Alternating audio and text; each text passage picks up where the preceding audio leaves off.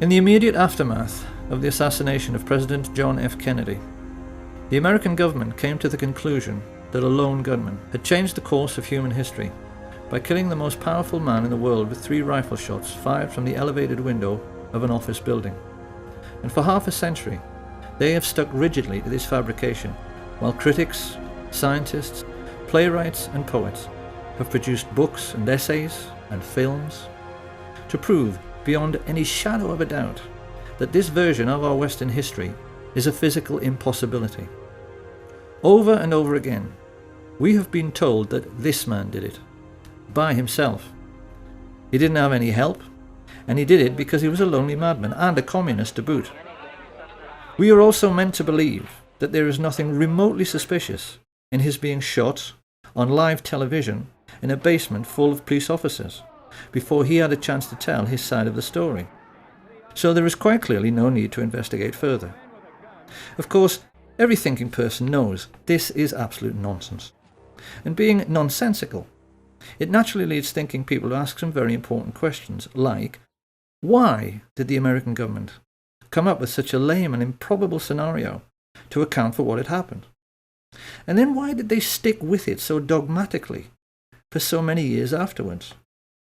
Exactly what and who are they protecting?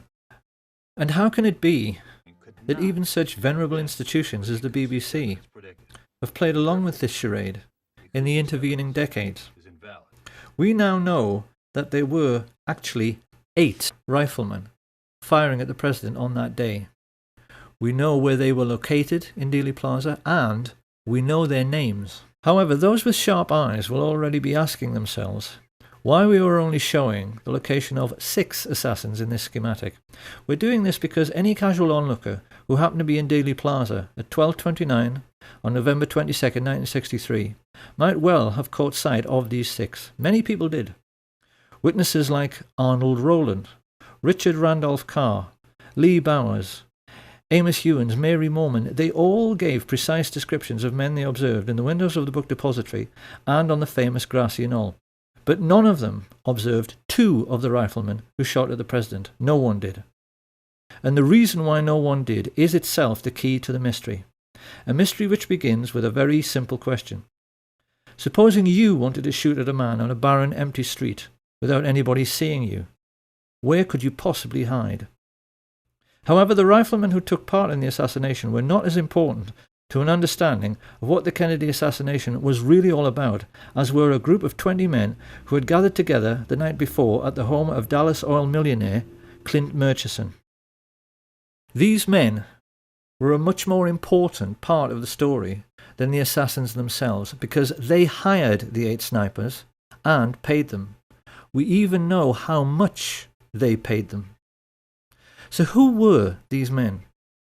What brought them together to orchestrate such a foul and despicable deed? Why did they, and more importantly those who came after them, cover up the crime with such ruthless brutality for so long afterwards? And how can it be that these men and what they stood for has left an indelible legacy which still influences our daily lives right up to the present day? To answer these questions, we must inevitably step back into history, and most people will not like this very much, because most people have very little interest in history. This, however, is going to be a history lesson quite unlike anything that anyone has ever heard. It certainly will be nothing like what we are taught in school, and yet it begins with a name which most people have heard, but probably won't be able to place. The name of E.H. Harriman. Who was E.H. Harriman? Dynamite's ready, Butch. Mr. E.H. Harriman himself, he had the confidence of... Open the door or that's it! You think E.H. Harriman would get himself killed for you? Woodcock?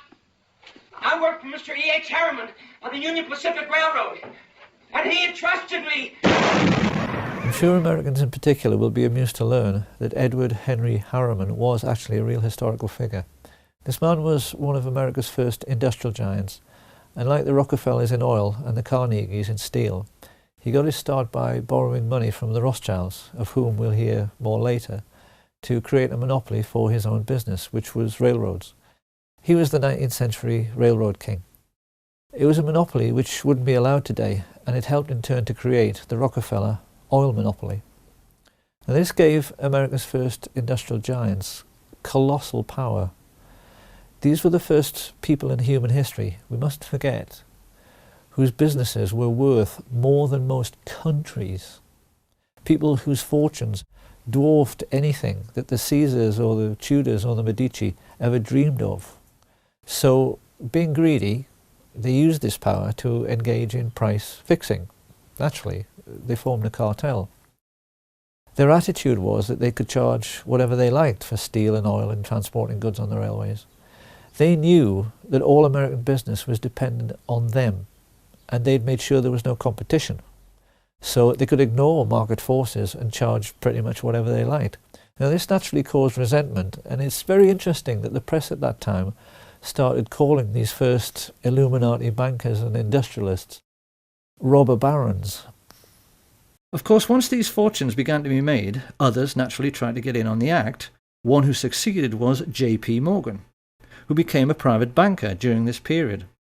But modern critics have discovered that far from being the richest man in America everyone thought he was, it turned out upon his death that Morgan actually only owned 17% of Morgan Bank, and that like so many others, he was simply a front for the Rothschild family. 5 years after E.H. Harriman died and handed on the business to his sons, W. Averill Harriman and E. Rowland Harriman, this new breed of Western business moguls faced their first really big test with the coming of World War I. Once again, we must never forget that this was the first time in human history that a truly global conflict had been fought. It was sure to have long-lasting international repercussions, and many observers at the time had their doubts as to whether Western industrial capitalism, which was still in its infancy, could cope with the demands of war production. In the world economic recession which followed, many feared these fledgling industries might vanish altogether as countries struggled with debt and war reparations. But actually, Western capitalism emerged from World War I in a far stronger state than it was in at the beginning. So how could this be? The First World War taught the new class of international bankers and industrialists a very simple lesson. War is good for business. Take, for instance, Remington. We tend to associate their name with typewriters, but actually they made most of the rifles and handguns used during the Great War, and made a colossal fortune in the process. The banks, in their turn, lapped this up because it meant that defence contractors were having no trouble repaying the huge loans they had outstanding, and, best of all, the world's richest nations had had to borrow huge sums from the merchant bankers in the first place to finance the war, the Americans and the British just as much as the Germans. And they would now be repaying these loans to the banks for decades to come at a steep rate of interest. For international merchant bankers, the Rothschilds in particular, the First World War had been a gift from heaven. And people watching this should ask themselves a simple question before passing judgment. Supposing you were in business during that war, and the contract you had with the government to supply the troops with tin hats, or boots, or uniforms, or gunpowder was netting you millions every year in profit. And then one day the war ended, and your money stopped completely. What do you think your attitude to war might be? That war was good for business was not the only lesson the ruling classes learned during this period. The Russian Revolution of 1917 terrified rich people all over the world.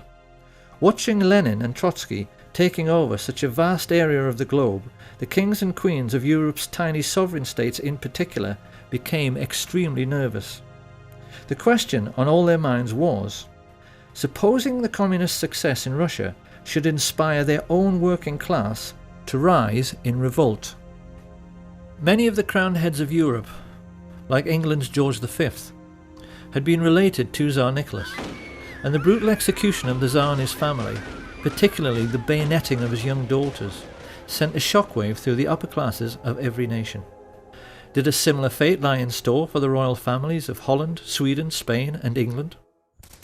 This question was lying heavily on the thoughts of the elite when the First World War ended in 1918, and it had the effect of focusing the minds of the new Illuminati bankers and industrialists on the question of what to do for best with a defeated and dilapidated Germany. The population were poor, penniless and worn out, yet the German economy still contained some of the most sophisticated and expensive industrial stock on the planet. The Illuminati sensed an opportunity.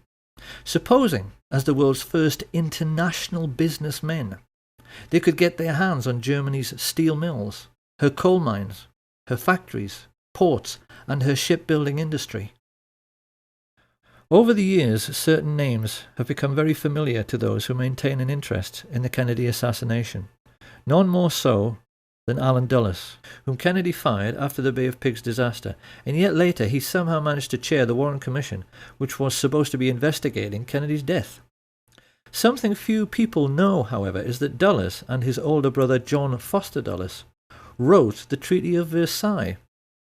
They were both lawyers of Sullivan and Cromwell, and it was largely they who decided that the German people must pay war reparations totaling 135 billion marks. A mind-boggling sum at that time, which today translates into 250 trillion. When this was announced, the legendary UK economist J. Maynard Keynes maintained it was a ludicrous sum, and he did a swift calculation from which he reasoned that it would take Germany until 1988, 60 years hard labour, to pay it off. But it didn't. So why? Maynard Keynes sensed that the Dulles brothers, backed as they were by the new Illuminati, were trying quite deliberately to sabotage the German economy, and they succeeded. As mass unemployment led to hyperinflation, the famous stories of people papering their walls with worthless Reichsmarks and handing over their life savings for a loaf of bread soon followed. With German investors on their knees, the new Illuminati moved in and began buying up shares of stock in German industry at a knockdown price. Now, why did they do this? The cynical mind would say to make a buck, but it really wasn't that simple. What they wanted was to make Germany strong again so that she would become a bulwark against Soviet communism. Germany was fighting for its life. Certain measures were needed to protect it from its enemies. I cannot say that I am sorry we applied those measures. We were a bulwark against Bolshevism. We were a pillar of Western culture. A bulwark and a pillar the West may yet wish to retain. It was around this time that the newspapers, which these same rich people owned, made sure the word Bolshi, a truncation of Bolshevik, entered the English language, so that we would associate Bolshevism with aggression. And it was with these subtle and not so subtle methods that the international elite began to shape our destiny for the remainder of the 20th century. The intellectuals of the period were furious.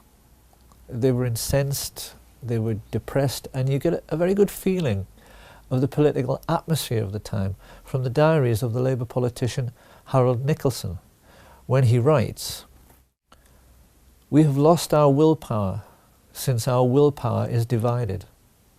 The people of the governing class think only of their own fortunes, which means hatred of the Reds. Our class interests cut across our national interests, and I go to bed in gloom." With such heavy investment coming into the country, particularly from America and Britain, Germany began to recover very rapidly. And then the new class of international financiers began searching around for a homegrown, authoritarian political movement they could support. What they needed was someone they could count on to be both aggressive and expansionist. Ultra-right-wing causes, which at normal times would have been ignored and marginalised, were suddenly given very careful consideration, until finally the rich elite found a man and an idea which they felt might deliver the political outcome they desired. Adolf Hitler and his fledgling National Socialist Party.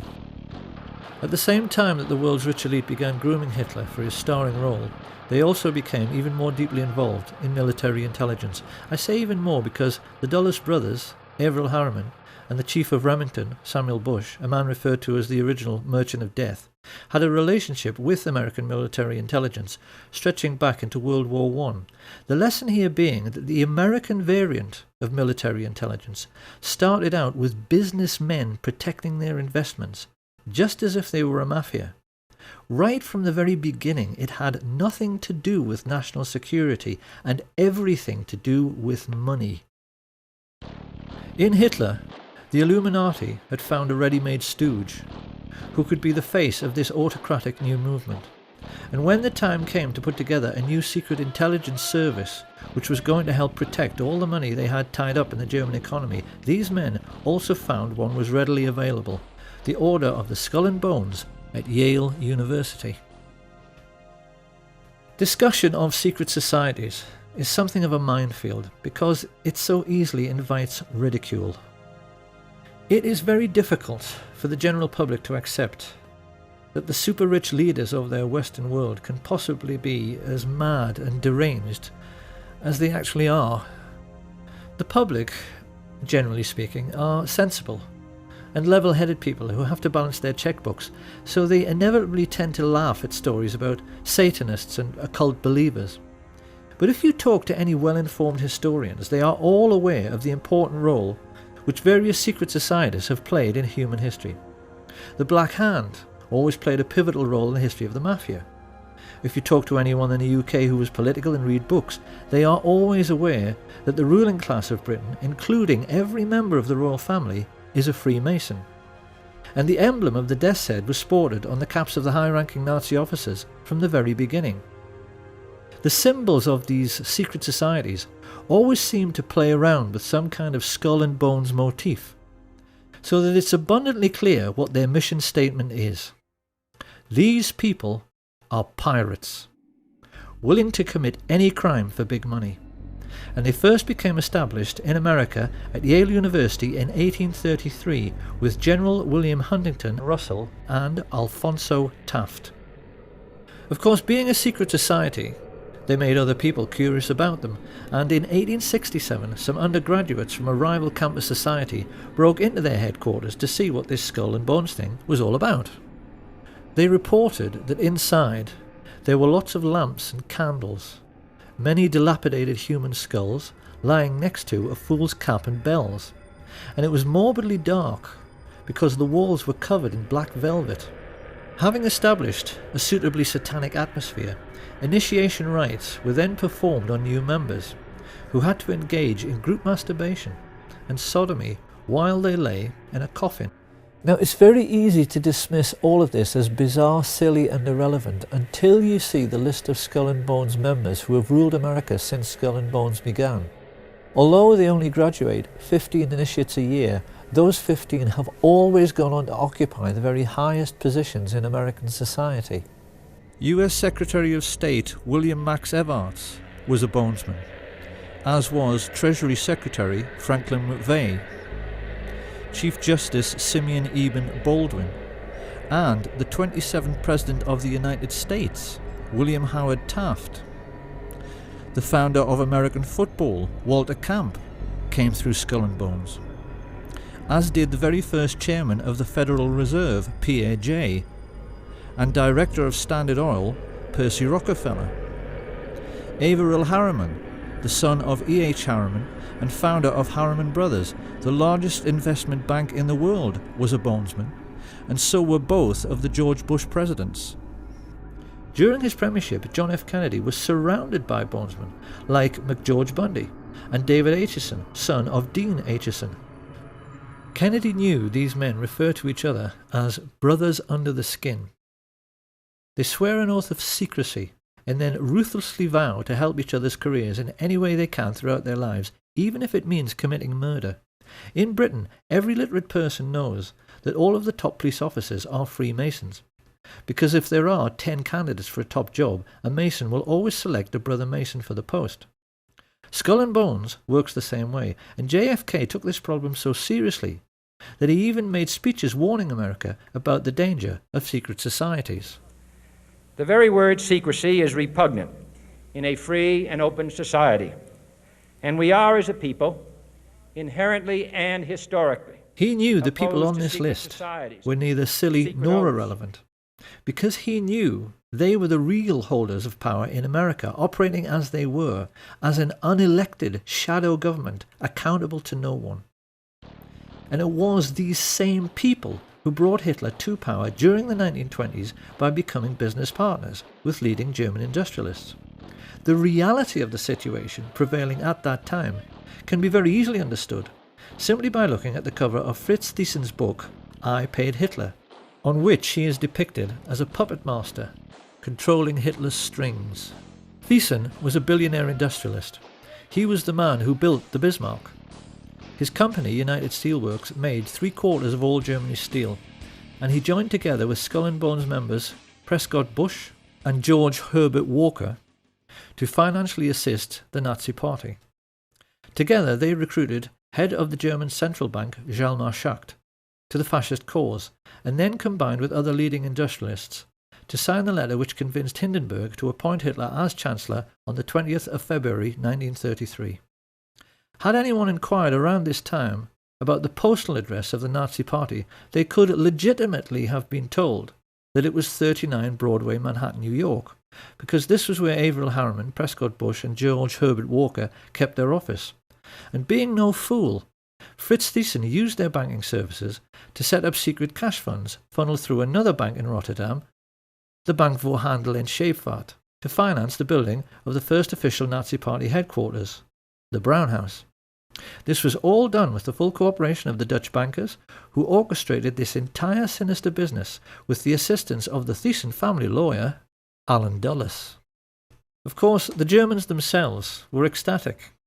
We've all seen the newsreels from that time in which they are stomping around in their jackboots, acting like a master race, because they had swallowed the propaganda that they were being led to glory by a Superman who had rebuilt the economy and Germany's infrastructure all by himself. This was a lie. Hitler didn't have any money. You can only build autobahns with one thing: capital investment, and that investment came mainly from America. The Nazis were also given a lot of help from the City of London, help which came mainly in the shape of Sir Montague Collett Norman, Governor of the Bank of England. Norman was connected to Bush and Walker through the merger of Harriman's with the Brown Brothers, who traded in London as Brown Shipley, hence Brown Brothers Harriman. The people behind this multinational investment bank had a long-standing racial tradition. Few British people at the time were aware that they only enjoyed relatively cheap clothing, because it was all made from slave cotton brought from America on the Brown Brothers ships and sold to British mill owners. Montague Norman was heir to this colossal Brown Brothers fortune. As the de facto head of world banking, he made no secret of his only being interested in the richest 1% of people. And even as the newspapers began to fill with stories of Nazi concentration camps, he still declared himself to be Hitler's most avid supporter. "We must lend Nazi Germany 90 million marks," he declared. "It may never be repaid, but it will be less of a loss than the fall of Nazism." One might have thought Sir Montague's close personal friends, the royal family, would have been outraged by his comments. Nothing could be further from the truth. It is part of the remit of this film to try and make people aware of the tricks the rich play in order to control how we think. George Orwell once said that the ruling class in every age have tried to impose a false view of the world upon their followers. And there's no better example than the way in which the British have been duped into believing that their royal family are called Windsor and descend from English kings like Henry VIII.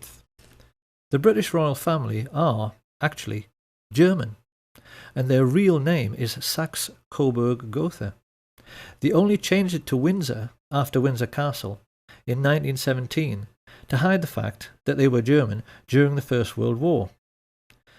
Prince Harry, in honour of his German roots, has been known to dress as a Nazi on several occasions.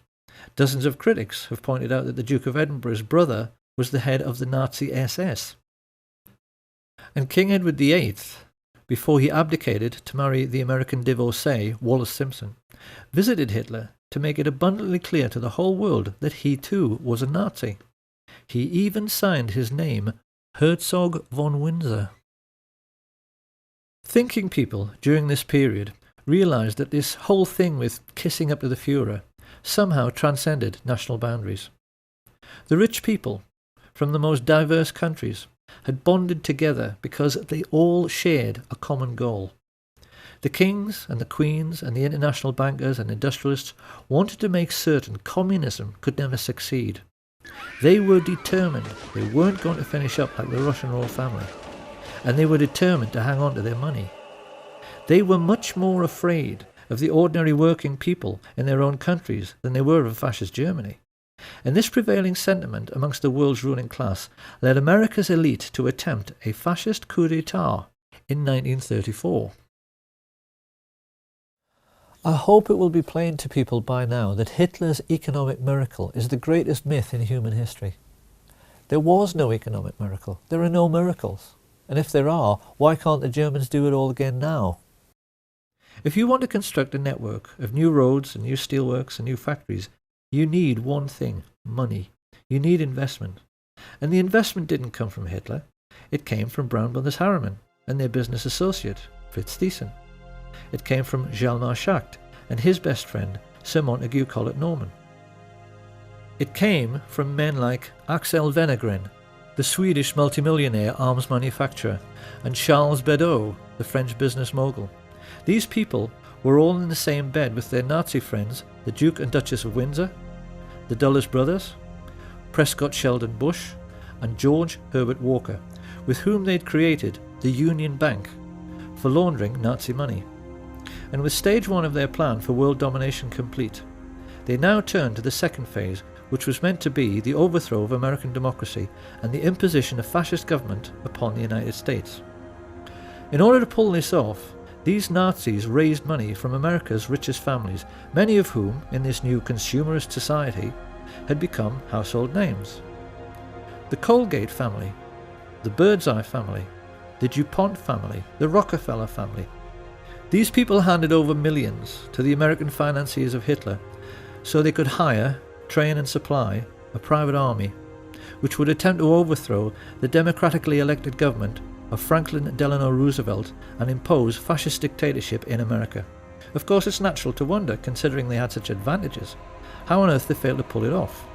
The simple answer is that they chose the wrong man, because their choice to lead this Nazi insurrection was Major General Smedley Darlington Butler, the most decorated soldier of the period and in all of American history, perhaps the most unsung hero of all. Because Smedley Butler was the most genuine Democrat and lover of liberty the world has ever seen. I appeared before the Congressional Committee, the highest representation of the American people, under subpoena to tell what I knew of activities which I believe might lead to an attempt to set up a fascist dictatorship. The plan as outlined to me was to form an organization of veterans, to use as a bluff, or as a club at least, to intimidate the government and break down our democratic institutions. The upshot of the whole thing was that I was supposed to lead an organization of 500,000 men, which would be able to take over the functions of government. My main interest in all this is to preserve our democratic institutions. I want to retain the right to vote, the right to speak freely, and the right to write. If we maintain these basic principles, our democracy is safe. No dictatorship can exist with suffrage, freedom of speech and press. Smedley Butler tricked the plotters into thinking he was interested for just long enough until he was sure who all the major players were, and then he told the president. This put FDR in a quite impossible position. America at that time was just coming out of the Great Depression. The last thing he wanted was to cause another economic downturn, and he feared that if he scooped up all the leading bankers and captains of industry in the United States and threw them all in jail, the country just might fall apart. So what could he do? To Smedley Butler's utter incredulity, he chose in the end to do nothing. In spite of the fact that these men had committed treason and should have been hanged, their power was such that they were not even charged, let alone tried. And so great was their influence, they were able to keep America out of the war until December the 7th, 1941.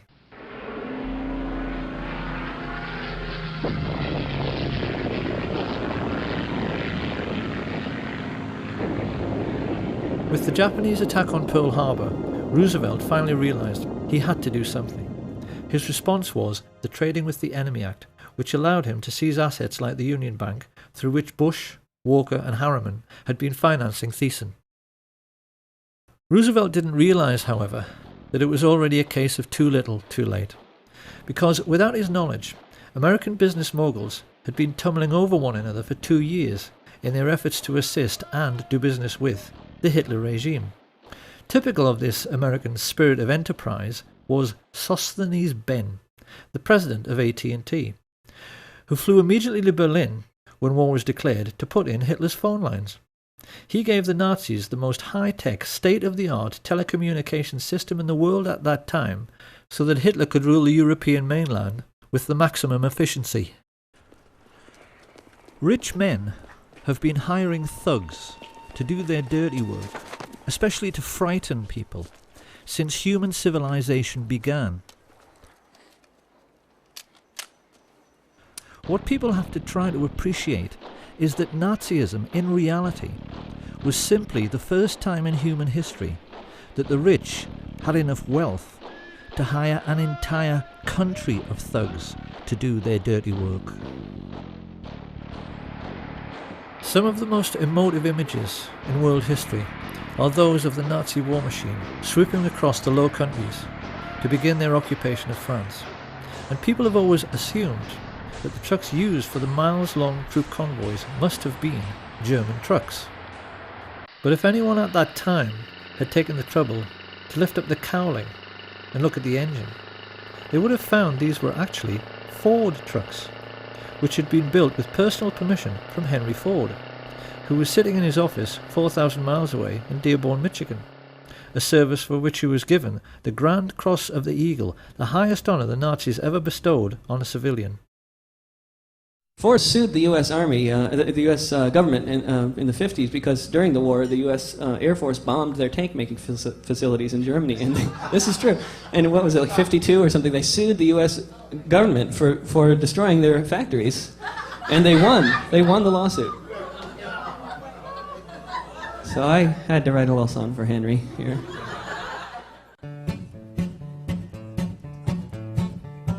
Ford built tanks for the Nazis, and the Nazis used those tanks to gun down lots of soldiers in the U.S. Army ranks. Yes, Henry Ford was a fascist, and a nasty one was he. He built tanks for anyone for the proper fee. Hitler so admired Henry Ford, he kept a life-size portrait of him on the wall next to his desk, and even his legendary Panzer tanks were tainted by these sorts of practices, because they were made by I.G. Farben, who had entered into a cartel with the Rockefellers' Standard Oil.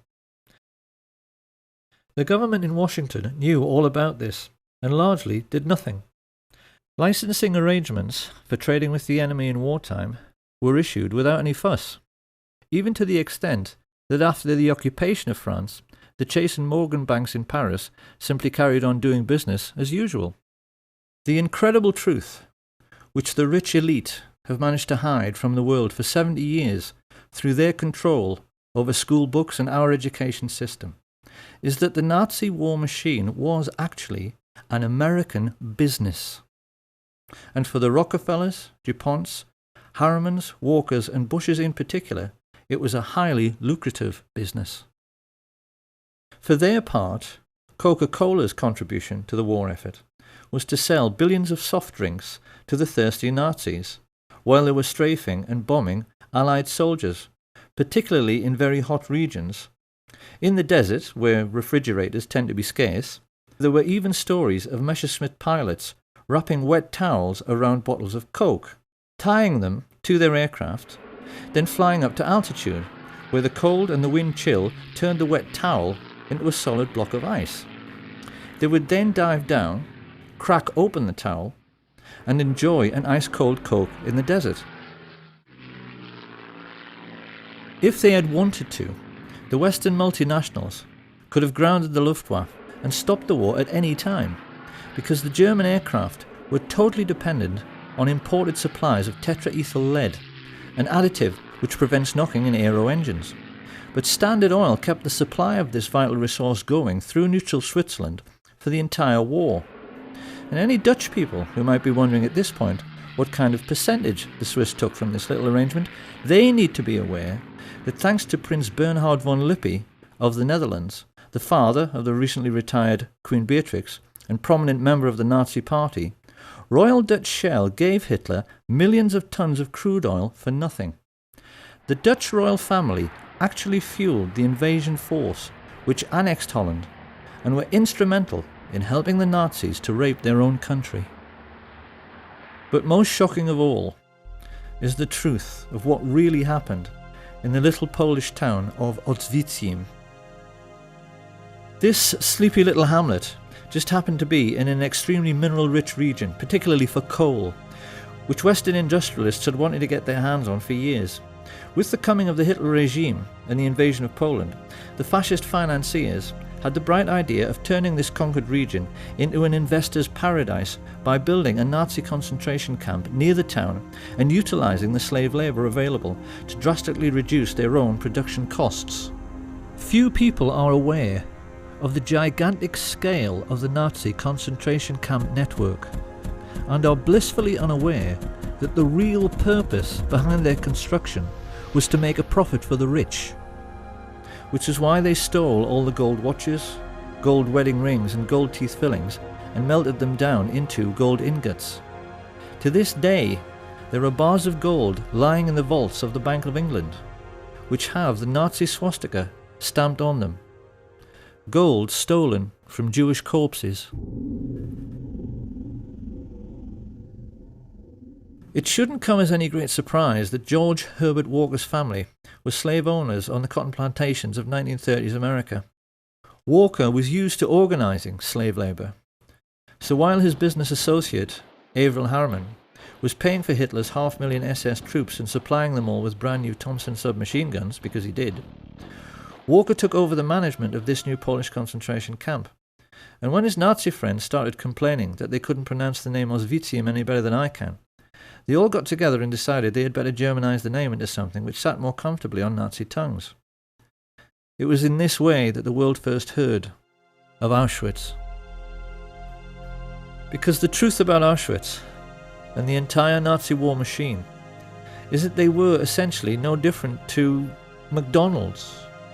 They were American business enterprises abroad, businesses which the richest European families invested in, and businesses which, because of slave labour, made obscene profits, which Prescott Sheldon Bush took and placed in a blind trust, which later financed a Bush political dynasty which produced two presidents of the United States, his son, George Herbert Walker Bush, and his grandson, George Walker Bush. This picture of the railway leading into Auschwitz has, since World War II, become the iconic image of the Holocaust. To us it now represents something like the gate to hell. But how differently, one wonders, would we have looked at this image all of our lives if we had always known that this railway line was an American railway line laid by the Harriman brothers on behalf of Uncle Sam. The Standard Oil IG Farben cartel even made the Zyklon B gas for the Jewish Holocaust. Now, anyone who at this point is thinking that all this simply cannot be true, because if it was, someone would have sued, well, someone did. This information came into the public domain because of a Dutch intelligence agent who was so disgusted when he found all of this out, he leaked it to the press, as a result of which two very senior Jewish gentlemen, Kurt Julius Goldstein and Peter Gingold, filed suit against the American government. Of course, the more discriminating among us will now be asking how it can be that this story went completely unreported in the mainstream media.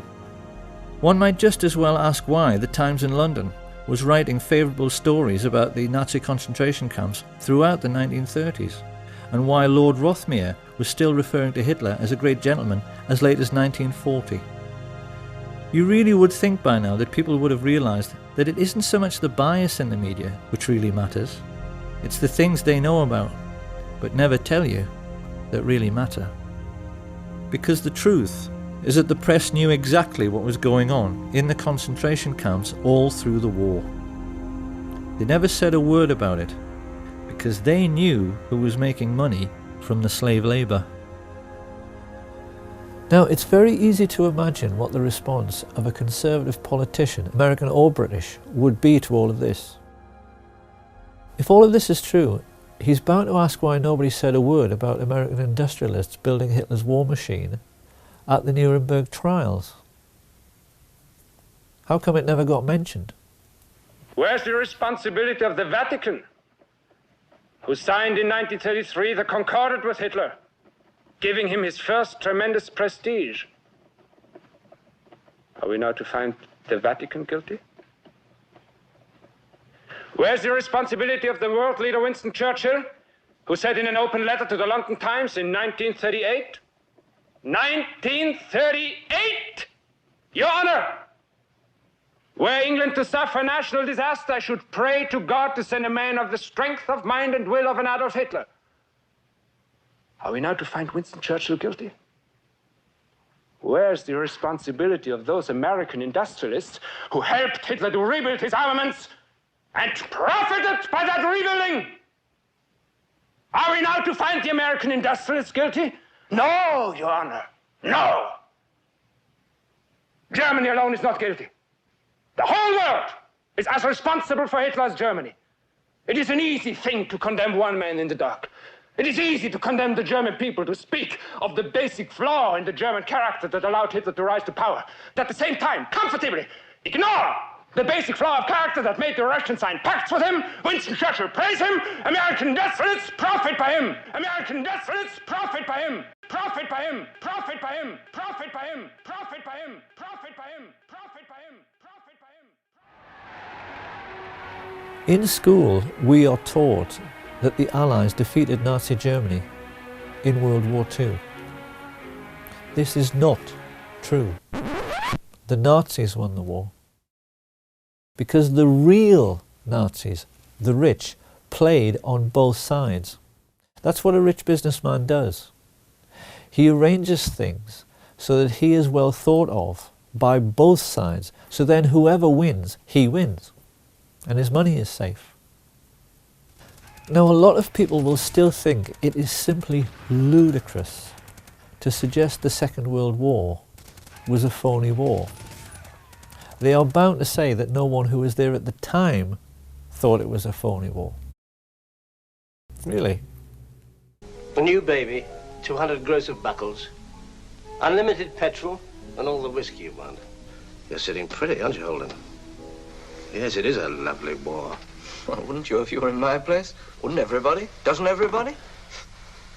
The war's a blasted phony anyway. I'm a bit tired of that.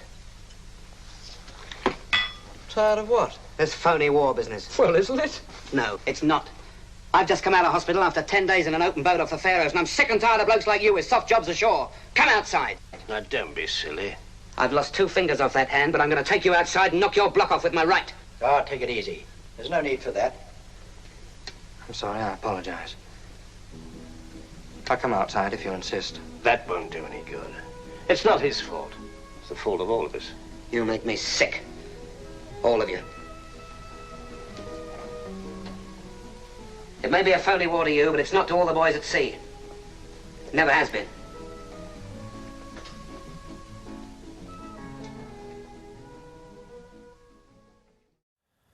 Now, obviously, the British and the Dutch in particular will have a very hard time accepting that their royal family profited from Nazi concentration camp slave labour. But if you go online, there is so much about this on the internet now. It's become plain that historians are more and more proving that those days were really all about the Western world's rich coming together to fund a Nazi war machine which was meant to protect them from the Soviets. The Duke of Edinburgh practically admitted this when he said, "In those days we were anti-communist because the Russians killed half my bloody family." And when this cabal of secret Nazis got together to discuss how they were going to pay for this Nazi war machine, because rich people never accept a loss, they hired a psychopath, Hitler, who they knew would go along with their building concentration camps so that slave labour would pay for all the planes and the tanks and the guns. And you can see in the more intelligent movies from that period, like Hitchcock's Saboteur, that the artists and writers of that time knew the rich were fascist and completely understood what they were really up to. Why is it that you sneer every time you refer to this country? You've done pretty well here. I don't get it. No, you wouldn't. You're one of the ardent believers, a good American. Oh, there are millions like you. People that plod along without asking questions. I hate to use the word stupid, but it seems to be the only one that applies. the great masses, the moron millions. Well, there are a few of us who are unwilling to just troop along. A few of us who are clever enough to see that there's much more to be done than just live small, complacent lives. A few of us in America who desire a more profitable type of government. When you think about it, Mr. Kane, the competence of totalitarian nations is much higher than ours. They get things done. Yeah, they get things done. They bomb cities, sink ships, torture and murder so you and your friends can eat off of gold plate. It's a great philosophy. I neither intend to be bombed nor sunk, Mr. Kane. That's why I'm leaving now. And if things don't go right for you, if we should win, then I'll come back. Perhaps I can get what I want then. Power. Yes. I want that as much as you want your comfort or your job or that girl. We all have different tastes, as you can see. Only I'm willing to back my tastes with the necessary force. Where was the mafia while all this was going on? Well, a great deal which historians have learned recently, especially from sources like Double Cross, the book written by Sam Giancana's brother, has made it clear that the mafia was much the same as the so-called German economic miracle and the American finance Nazi war machine in concentration camps. The mob in reality was a very different animal from the one portrayed by the movies and the media. American feature films have tended to focus on the exploits of gangsters like Richard Kane, the famous crime-busting Chicago cop who was planted in the police force to be a spy for Giancana, and hoods like Charles Nicoletti and Milwaukee Phil Aldericio, two of his favourite hitmen, who built their own hitmobile so they could shoot people from the back of a moving car. Amongst many other atrocities this pair committed was one in which they forced the head of Billy McCarthy into a vice and squeezed until his eyeball popped out, an incident which a certain American film director felt was so entertaining he included it in one of his movies. What most people have failed to realise, however, is that in most cases the mafia chieftains who actually ran organised crime did not approve, generally speaking, of these acts of gross brutality. Not that they gave a damn about morals, but the cleverest amongst them, like Paul the waiter Rika, realised that sensationalised events like the St. Valentine's Day massacre produced public outrage and a crackdown on their illegal activities. Rika realised that the effectiveness of mobsters like Diamond Joe Esposito came from keeping a low profile.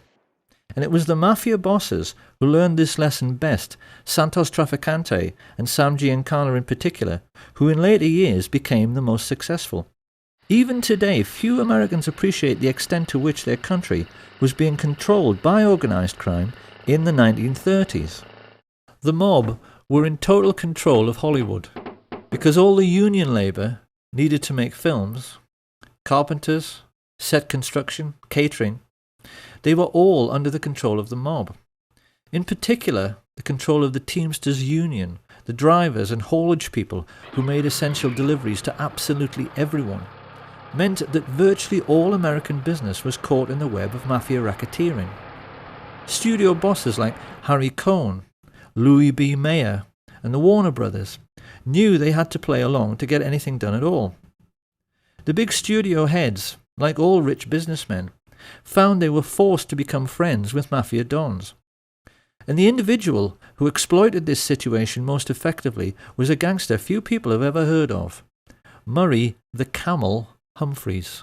Generally speaking, the ethnically Italian gangsters of this period were coarse, brutal, and most importantly, ignorant men. They had no education. They couldn't hold an intelligent conversation because they'd spent no time in school. Don Corleone, I am honored and grateful that you have invited me to your daughter's wedding.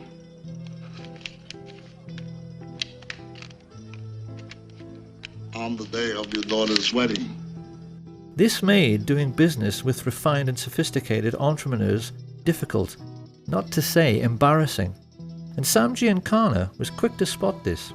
So whenever a business deal needed to be made by someone with style and sophistication, he would send along his silver-tongued Welshman, Murray the Camel, so called because he was known for being sartorial and for cutting a dash in expensive camel hair coats.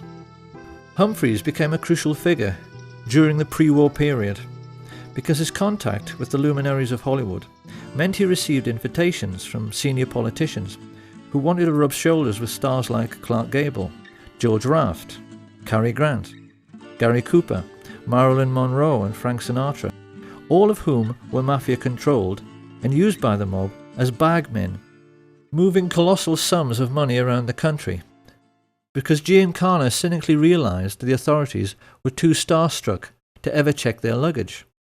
He even used a priest for the same purpose, who he referred to as Father Cash.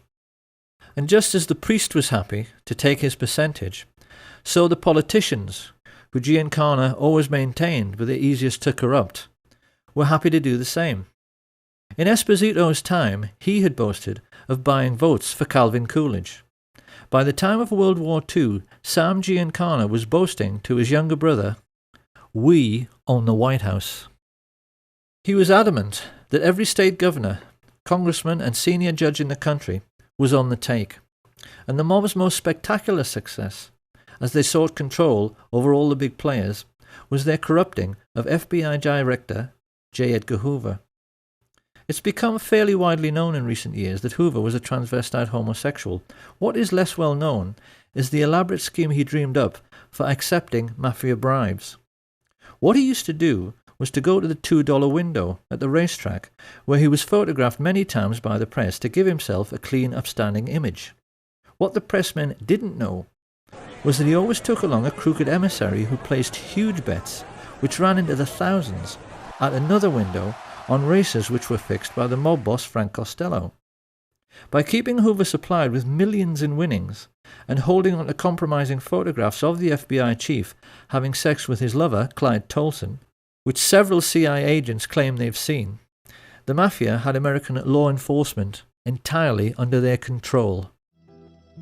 So the question then is, what do you do with that kind of power? The answer is that when you're the American mafia, you routinely wipe out what they call do-gooders. This is how organized crime has influenced American society for nearly a century. If a decent man becomes a rising star in politics and looks as if he might try to make a better life for ordinary people, they simply kill him as a matter of routine. And in the book they wrote together, Chuck and Sam Giancana Jr. are at pains to point out that a classic early case of this practice was the assassination of Anton Shermack.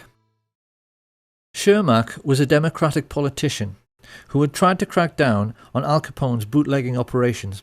Many felt he would go on to become a great president himself, until he was shot while on stage with FDR by Giuseppe Zangara. After the murder, Zangara claimed it was a political act, and he ought to be entitled to clemency because he simply hated all rich people. But this was actually what he'd simply been told to say by the mob, who were using him as a fall guy. When he went to the electric chair, Sam Giancana turned to his brother and expressed his pleasure at how nice and neat the whole affair had been. And he further explained that choosing a patsy to wipe out a politician who was a do-gooder was something the Italian mafia had been doing forever. It was a practice as old as the Sicilian hills, and he was amazed at how the mafia kept getting away with it, because you really would think people would catch on. This was 1935. You have a decent chief executive murdered in broad daylight, shot by a patsy who was later killed himself by the authorities. Does this sound familiar? However, even in Shermack's time, the mob could not be said to be in complete control of American life, because while they controlled the streets through their influence over politics and the justice system, they were not yet in control of the United States military or its mainstream media. Tragically, this all started to change with a series of events which began with the scuttling of the SS Normandie by a Manhattan-based Nazi agent. This was February the 9th, 1942. And having just joined the war, the United States was trying to keep its allies supplied with vital war material, using convoys which were loaded on the waterfront and sailed almost every day out of New York Harbor. As everyone knows, many fell prey to the wolf packs of German U-boats, and the Normandy had been designed for much greater speed specifically so that she could outrun them. When she fell to sabotage, it was a colossal blow to the Allied war effort, and in response, a naval intelligence officer, Anthony Marslow, decided to enlist the help of the New York Mafia because he knew they were in control of all commercial activity on the docks. The subterfuge by foreign intelligence agents ceased, but the price America paid was calamitous, because getting the Mafia's help meant getting permission from the boss of bosses, Lucky Lucanio. It is one of history's great ironies that the United States government went crawling to the Mafia for help at a moment when the mob themselves had just been severely weakened and could have been crushed altogether by an administration with enough political will. The notorious Lucanio had just started a 40-year prison sentence in Great Meadow Penitentiary, and most of his Sicilian gangsters back home were already behind bars, having been caught up in Mussolini's Mafia purge. Being himself Italian, Mussolini knew there was only one way to deal with the Mafia, and when he came to power, he ordered his iron prefect, Cesare More, to simply lock up all the Mafia families in Sicily, which wasn't exactly difficult because everybody knew who they were. Of course, after the Allied invasion of Sicily, Marslow then compounded his error by choosing Sicilian Americans like New York Mayor Charles Paletti and OSS officer Joseph Russo, whose father was born in Corleone, to head AMGOT, the Allied military government, whose job it was to restore community cohesion on the island. And of course, their way of doing this was not only to let all the mafiosi out of jail, they even made known mob bosses like Genco Russo and Don Calogero Vizzini into the heads of local government and gave them full civilian and military power over the island. So this was the accident of history through which the Mafia began its relationship with American military intelligence. It was a catastrophe for Italy, which has been ruled over by organised crime ever since. It was a catastrophe for Sicily, which suffered a brutal murder every 3 days in the post-war period, and it was a catastrophe for America, which saw many once vibrant communities, particularly in New Jersey, have the heart ripped out of them by Mafia extortion and drug dealing. Lucky Luciano was deported after being released from jail, and having found a kindred spirit in another secret organisation, the newly created Central Intelligence Agency, he was then able to combine the activities of organised crime, particularly international drug running, with smuggling of American-made weapons. This unholy alliance gave the world its first ever pirates who flew aeroplanes. That's what these people became. Pirates with aeroplanes. The CIA became the world's primary import-exporter of narcotics, and used the colossal profits to fuel wars around the world, thereby enabling their friends in the military-industrial complex to sell yet more weapons. Under the disguise of liberal democracy, these men, who had financed Hitler, became the enemies of liberty and democracy on a planet-wide basis. And as if to underline their Nazi credentials, they also hired all of the former German Nazi intelligence officers, like Reinhard Gehlen, who were out of a job at the end of the war, and brought them into the fold at the beginning of the Cold War, even though they were perfectly well aware that these men had committed genocide and should have been prosecuted as war criminals. Their attitude, quite clearly, was that as they had paid for Nazi Germany, they were entitled to pick over its carcass in any way they chose. This was yet another political catastrophe for the United States, because these were the people who put together the notorious Operation Paperclip, which rounded up all of the Nazi rocket scientists, like Werner von Braun, and put them to work for their new American Nazi owners to give them, for the first time in human history, ICBMs with nuclear warheads. They became the first men ever to have the power to destroy the whole world at the touch of a button, and it was clear to many observers at the time that it all rather went to their heads. I can no longer sit back and allow communist infiltration, communist indoctrination, communist subversion, and the international communist conspiracy to sap and impurify all of our precious bodily fluids. They saw themselves as giants, who were looking down and laughing upon this planet of tiny fools who were stupid enough to go on and on killing each other, while they sold arms to both sides throughout the Second World War. Focke-Wulf aeroplanes, which bombed American soldiers, were manufactured by IT&T. Allied sailors were drowning in a freezing North Atlantic because their convoys were sunk by guns of Nazi battleships, which swiveled on American-made ball bearings. American soldiers were crushed under the wheels of tanks and trucks made by Henry Ford and John Rockefeller, and gassed to death by the same people. Sam Giancana took the trouble to explain how this cynical process worked by composing just one terse, simple sentence, which his brother wrote down for posterity. "People give their lives," he said, "just so a few fat cats can make a killing." And this was precisely what Smedley Butler had tried to explain to the world with his book, War is Just a Racket. At the war's end, the rich elite found fortune continuing to smile on them. Firstly, they were able to control the utter farce of the Nuremberg trials, which should have hanged every single American merchant banker and leading industrialist. As it was, their contribution to World War II remained hidden from public scrutiny, and they were even allowed to gerrymander light sentences for their German Nazi friends, like Hjalmar Schacht, who got off with just a few years and later retired as a billionaire. But best of all was that the one man who might have been a check to their power passed away as soon as the war was over. And with President Roosevelt gone, and their first Nazi glove puppet Hitler also deceased, it became necessary for Prescott Bush to find another young politician to sponsor. In true American fashion, he decided to advertise.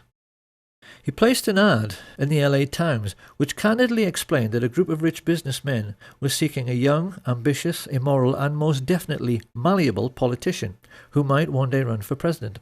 The ad was deliberately worded in this cynical way because they knew that only an evil, slimy and completely incorrigible little creep would ever dream of applying for the position. That was what they wanted, and that was what they got, in the shape of a certain Richard Nixon. Here being congratulated on his success by his new master, Prescott Bush. And not long after this picture was taken in 1947, Nixon engaged the services of a Jewish gangster who was working for Sam Giancana called Jacob Rubenstein, a man whom the world would one day come to know as Jack Ruby. Having bought themselves a new political puppet, this nefarious band of 20th century robber barons now took stock of their situation. The Hitler Project, as this rich elite called it, could hardly have turned out very much better. Their businesses had made colossal profits. Prescott had got his Union Bank back. The communist menace they so wanted to contain had almost sunk back in the Middle Ages with the ravages of war. And best of all was that they had now achieved the very world domination which Hitler had dreamed about. They knew that in this new age of modern telecommunications and high-speed jet travel, they had become the first group of robber barons in human history to dominate the entire globe, because they realized there was now absolutely no one left who could stop them from doing whatever they wanted to do next. However, they also realized that bombed out and dilapidated Europe would not be able to bear another war for many decades. This was why they now decided that their obscene business profits could only keep coming in if they moved their game of phony war into the Third World. And this was how the CIA came to instigate conflict throughout the Middle East, Southeast Asia and Central America. Chuck Giancana well remembers a conversation which he had with his mafia boss brother Sam during this period, in which he questioned him with genuine anxiety about the communist menace spreading throughout the world. The TV news was painting a sinister picture of a Soviet enemy with millions of fifth columnists, which was intent upon taking over the entire planet. Hadn't he heard of the domino theory, and wasn't he worried about it? In response, Sam Giancana simply smiled at his kid brother's naivety, and he asked him, didn't he realise that the United States, by which he meant the shadow government, not the official one, wanted to take over the world as well, and that the whole idea of communism was just the excuse they were using to do it? He told him that in China they had already succeeded in getting a member of the Chinese mafia, a brutal gangster called Mao Zedong, into power, just so they could sell more cigarettes in Asia. Communism was just their excuse. And it was pretty much the same story in the Philippines, with a crooked politician the mafia levered into power called Ferdinand Marcos. As for the United States, Big Brother Sam explained that the fat cats were fully aware that Americans will do anything for patriotism. Hence, you must always provide them with an enemy, a boogeyman. They won't overwork themselves just to make huge profits for fat cats, for any other reason. So new enemies had to be found or created. This is what Joe McCarthy's Reds Under the Bed scare had really been all about. And they used the same excuse in Laos, Chile, Guatemala, El Salvador, Iran, Honduras, Vietnam and Cuba. If a small country refused to go along with American business interests, which basically meant with the rights of Western multinationals to pay slave wages to third world peasant farmers growing commodities like tobacco or sugar or fruit, they simply labelled them as communist, assassinated the democratically elected head of state with teams recruited from their secret societies, the Central Intelligence Agency and the Mafia, and put in a man favourable to their interests, as with the Shah in Iran. Simple. And even more to this, Giancana explained to his brother that the political game at home had to be played in the same way as the phony war game abroad.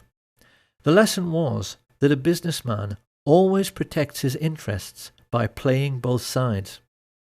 Sam Giancana knew that the Second World War had been exactly the same as all the CIA's covert wars during the 1950s.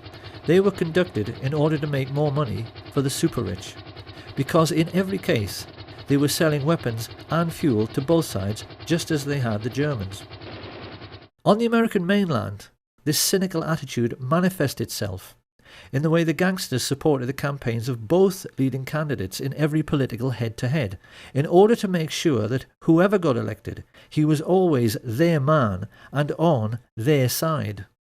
So this was the real political world which the young Senator John F. Kennedy became a part of in 1950s America. It was a world ruled by a super-rich cabal of secret Nazis who had built the fascist war machine and concentration camps purely to protect themselves and their money from socialist Russia. Having avoided prosecution for the greatest crime in human history, they were confident that they could kill anyone and get away with it, particularly if it was someone who might interfere with their power to instigate phony wars in order to make huge fortunes by lending money and selling weapons to both sides. The war in which he himself had bravely fought was a sham, and even John F. Kennedy did not understand this. Or perhaps we should say that he didn't fully understand what was going on. He and his younger brother Bobby were certainly all too keenly aware of the extent to which their country was in the grip of organised crime, because their own father, the patriarch Joseph P. Kennedy, had made his personal fortune from running illegal liquor during the days of Prohibition, activities which earned him the nickname Bootlegger Joe. Experienced people are aware that the tendency of each new generation to reject the ideas of the previous generation is an abiding characteristic in human affairs, and it is perfectly plain that with Jack and Bobby it had the effect of making both men highly principled. Their own father had associated with crooks and gangsters, and it was quite clear from their style and their outlook that they had made a commitment to make up for the sins of their father by rejecting this sinister world of hoods and crooks and corrupt politicians, by being honest and decent. If you take a look at any group photo from the early days, it's clear these men are being determinedly clean-cut, with the accent heavily on the clean part. They knew their father's generation were dirty. It couldn't be more obvious that they were determined to be the opposite. The question was, how were they going to free themselves and their country from the entanglements of the crooked politicians and the psychopathic mafia dons, who together were controlling the whole of American life like some multi-legged fascist octopus? How they were going to pull this off was something they were discussing ad nauseam when, in the late 1950s, they found out their father was in big trouble. A contract had been taken out on Joe Kennedy's life by the Purple Gang, the Jewish mafia of New York, who had accused him of swindling them out of a fortune. Joe Kennedy was really scared, and he turned for help toward the one man in North America who he knew had the power to get the contract called off, Sam Giancana. Giancana had done business with Kennedy for years, so he agreed to help, but he wanted something for it. He was all too aware of Joe's political ambitions for his son and of JFK's outstanding good looks. He wanted assurances that if Jack one day made it to the White House, Joe Kennedy would see to it that the heat the two brothers had been trying to turn up on the mafia would be turned down. And, according to Chuck and Sam Giancana Jr., Joseph B. Kennedy, just to save his own skin, agreed. Will you tell us anything about any of your operations, or you just giggle every time I ask you a question? I decline to answer because I honestly believe my answer might tend to incriminate me. I thought only little girls giggled with the Giancana. In this way, a very confused situation was created, because Sam Giancana, the very kind of mob boss whom the Kennedys had been fighting so hard through the McClellan Committee to put in jail, now thought that they should and would be grateful to him. It was this expectation and this misunderstanding which now led Giancana to try to draw the Kennedys more and more into his dark world, something which he appeared to be succeeding with in the way that first Peter Lawford and then Frank Sinatra established relationships with both men. Lawford married Kennedy's sister. Everyone is voting for Jack. Sinatra was putting together campaigning jingles, and it must have seemed to many insiders at the time that when Sam Giancana went around boasting that, as usual, he had everything under control, and that when Jack got to the White House it was going to be a dream ticket for the mafia, that it must all be true. His boys appeared to be partying together. And those who were in the know were aware that JFK had at least some sort of relationship with Judith Campbell Exner, Sam Giancana's girlfriend. What we haven't known until now is that JFK was hoodwinking Giancana all along. The role that Judy Campbell played was mostly that of a go-between. What Kennedy was doing through her was giving Giancana FBI reports on mob bosses to make him think that law enforcement were not all that well informed about the mafia scams and their movements, nor even terribly interested. What Giancana did not know was that the FBI reports he was receiving were carefully selected and most definitely incomplete. Kennedy was not helping Giancana. He was not keeping him in the picture. What he was doing was pulling the wool over his eyes. For the first time in his life, Sam Giancana was perplexed, and he became more confused when there was a sudden freezing over of relations. JFK abruptly ended his relationship with Sinatra, and Judy Campbell suddenly found the White House were refusing her calls. Even more to this, Giancana's limitations were shown up in the way he completely failed to comprehend that Kennedy truly was decent and honest. He apparently had many conversations with Murray the Camel Humphreys around this time, in which both were reassuring each other that Kennedy's white knight lifestyle was just a political game to make him look good. Quite clearly, this cynical outlook was the product of living in their dark and corrupt world. They had never known an honest and decent man, because in the mafia there's no such thing. There is no record of what was said during the 3 meetings which JFK had with Giancana and his father at the Fontainebleau Hotel just prior to the 1960 general election. But it does now seem that in this most titanic battle of wits between the craftiest criminal in America and the most brilliant politician the world had ever seen, Kennedy had won. He had played the mafia at their own game, and played it better. Why did John F. Kennedy do this? Because he must have known just what a dangerous game he was playing. There certainly appears to be no doubt, now that we ourselves are aware of the all-pervading influence of organised crime in America at that time, that this brave and decent and honest man had realised that he could never get rid of the mafia and their dirty fascist friends in politics, industry and banking without first enlisting their help. He had to trick them. And with this new understanding, we can now see for the first time, with the correct perspective, the motives, characters, intrigues and diverse political interests which were gathering against President Kennedy when he took the oath of office. Organised crime were fearful of JFK before he ascended to power, because the shrewdest amongst them were getting a sense that he had outfoxed and outmanoeuvred the all-powerful mafia bosses. But the big mistake researchers have made in the past has been to not understand that every American oligarch, the big oil men, the captains of industry, the merchant bankers, the intelligence chiefs, were all crooks and gangsters as well. The biggest crook in the land was the head of law enforcement, J. Edgar Hoover. This is what historians have failed to understand until now. When JFK appointed his 32-year-old kid brother to the post of Attorney General, these people collectively froze. It now fully hit home that JFK really was honest and decent. It hit home that he wanted to make his country as honest and decent as he was, and that he actually believed that with the help of his energetic and determined crime-busting brother that he could do it. His attitude, of course, stood in marked contrast to the man whom Kennedy was saddled with as his running mate. Anyone who has any doubts about the moral rectitude of the average American politician of that time has only to look at the career of Lyndon Baines Johnson to see that, generally speaking, they were worse than the Mafia itself. From his involvement with the Box 13 scandal and through all of his dealings with his crooked Texan business associate Billy Solestes, LBJ proved again and again that he was every bit as unscrupulous as any mob boss and willing to do absolutely anything for power.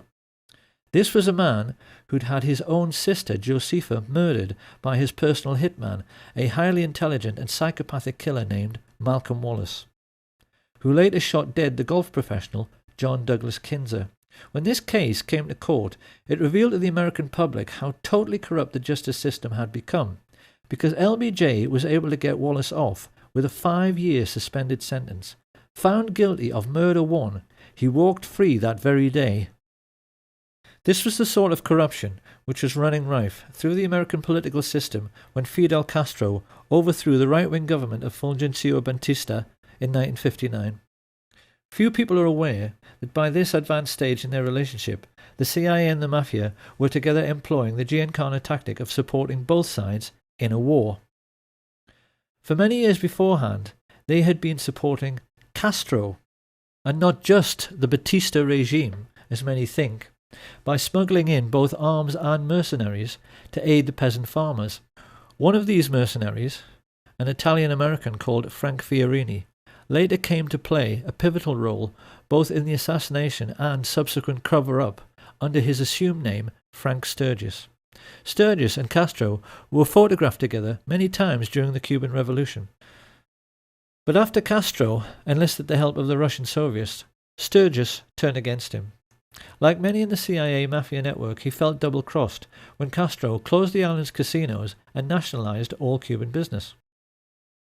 He therefore joined forces with men like Bernard Barker, Batista's former secret police chief, and other Cuban expats who had fled en masse to Miami, Florida, and who now sat together on the American mainland as a very disgruntled and highly politicized splinter group.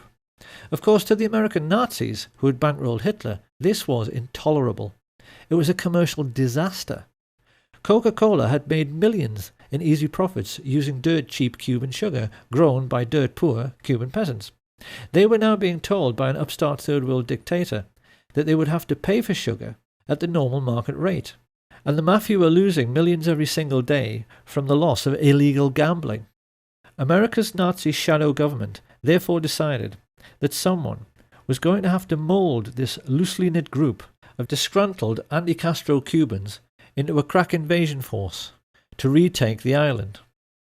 Having put their heads together, Dulles and Harriman and Richard Bissell decided this would be an excellent job for Prescott's eldest son, George Herbert Walker Bush, a chance for him to prove himself, along with one of his Texas oil business associates, Jack Alston Crichton. Together, these two recruited and trained the Cubans for several terrorist groups known as Operation 40, Alpha 66, ZR Rifle, and Operation Mongoose. Renegade bands of merciless assassins who would kill Castro and who could later be counted on to eliminate any other third world leaders who dared to interfere with American commercial interests. It was this diverse and unsavory stream of political intrigue which produced President Kennedy's first great political crisis, the Bay of Pigs, in 1962. By this time, JFK was well aware that the CIA was something much more like a private firm or a family. He wasn't surprised when they invaded Cuba without his permission, because he knew they were totally out of control. His antipathy led him to cancel the promised air support, and inevitably the invasion failed. The anti-Castro Cubans were mostly captured, and Kennedy then tried to add insult to injury by ordering J. Edgar Hoover's FBI to close down the camps where the Cubans were trained. He even allowed Khrushchev, the Soviet leader, to inspect the camps to see they were closed, so this could never happen again. Having only just escaped with his life at the Bay of Pigs, it was pretty clear that Frank Sturgis was more than a little annoyed. He was scared because Khrushchev says, don't do this or we're going to do that. You know, so he didn't do it, and he deserted the Bay of Pigs. I was involved in the Bay of Pigs. You got a lot of people, friends of mine, that were killed in the Bay of Pigs.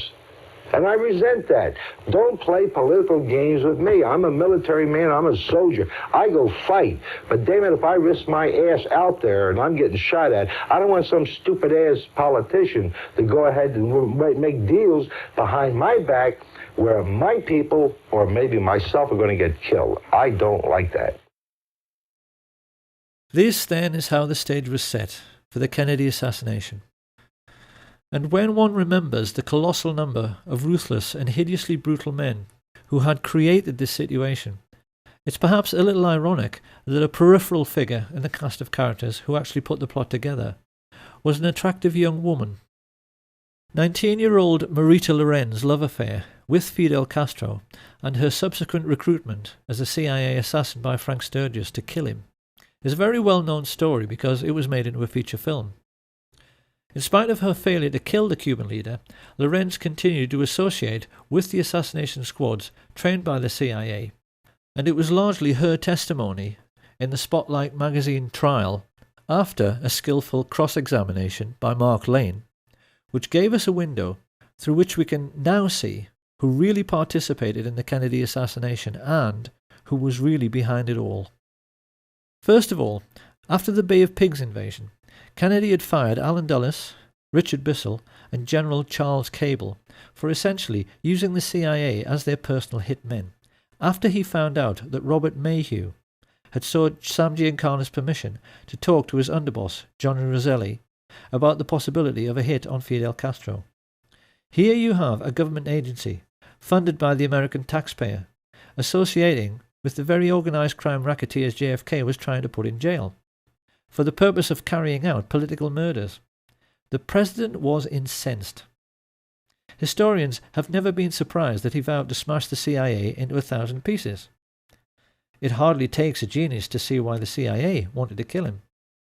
What is more, Jack Alston Crichton and the lifelong friends of Allen Dulles, the Bush family, had just recently purchased exclusive access to 15 million acres of Cuba, almost half the entire island, in order to drill for oil.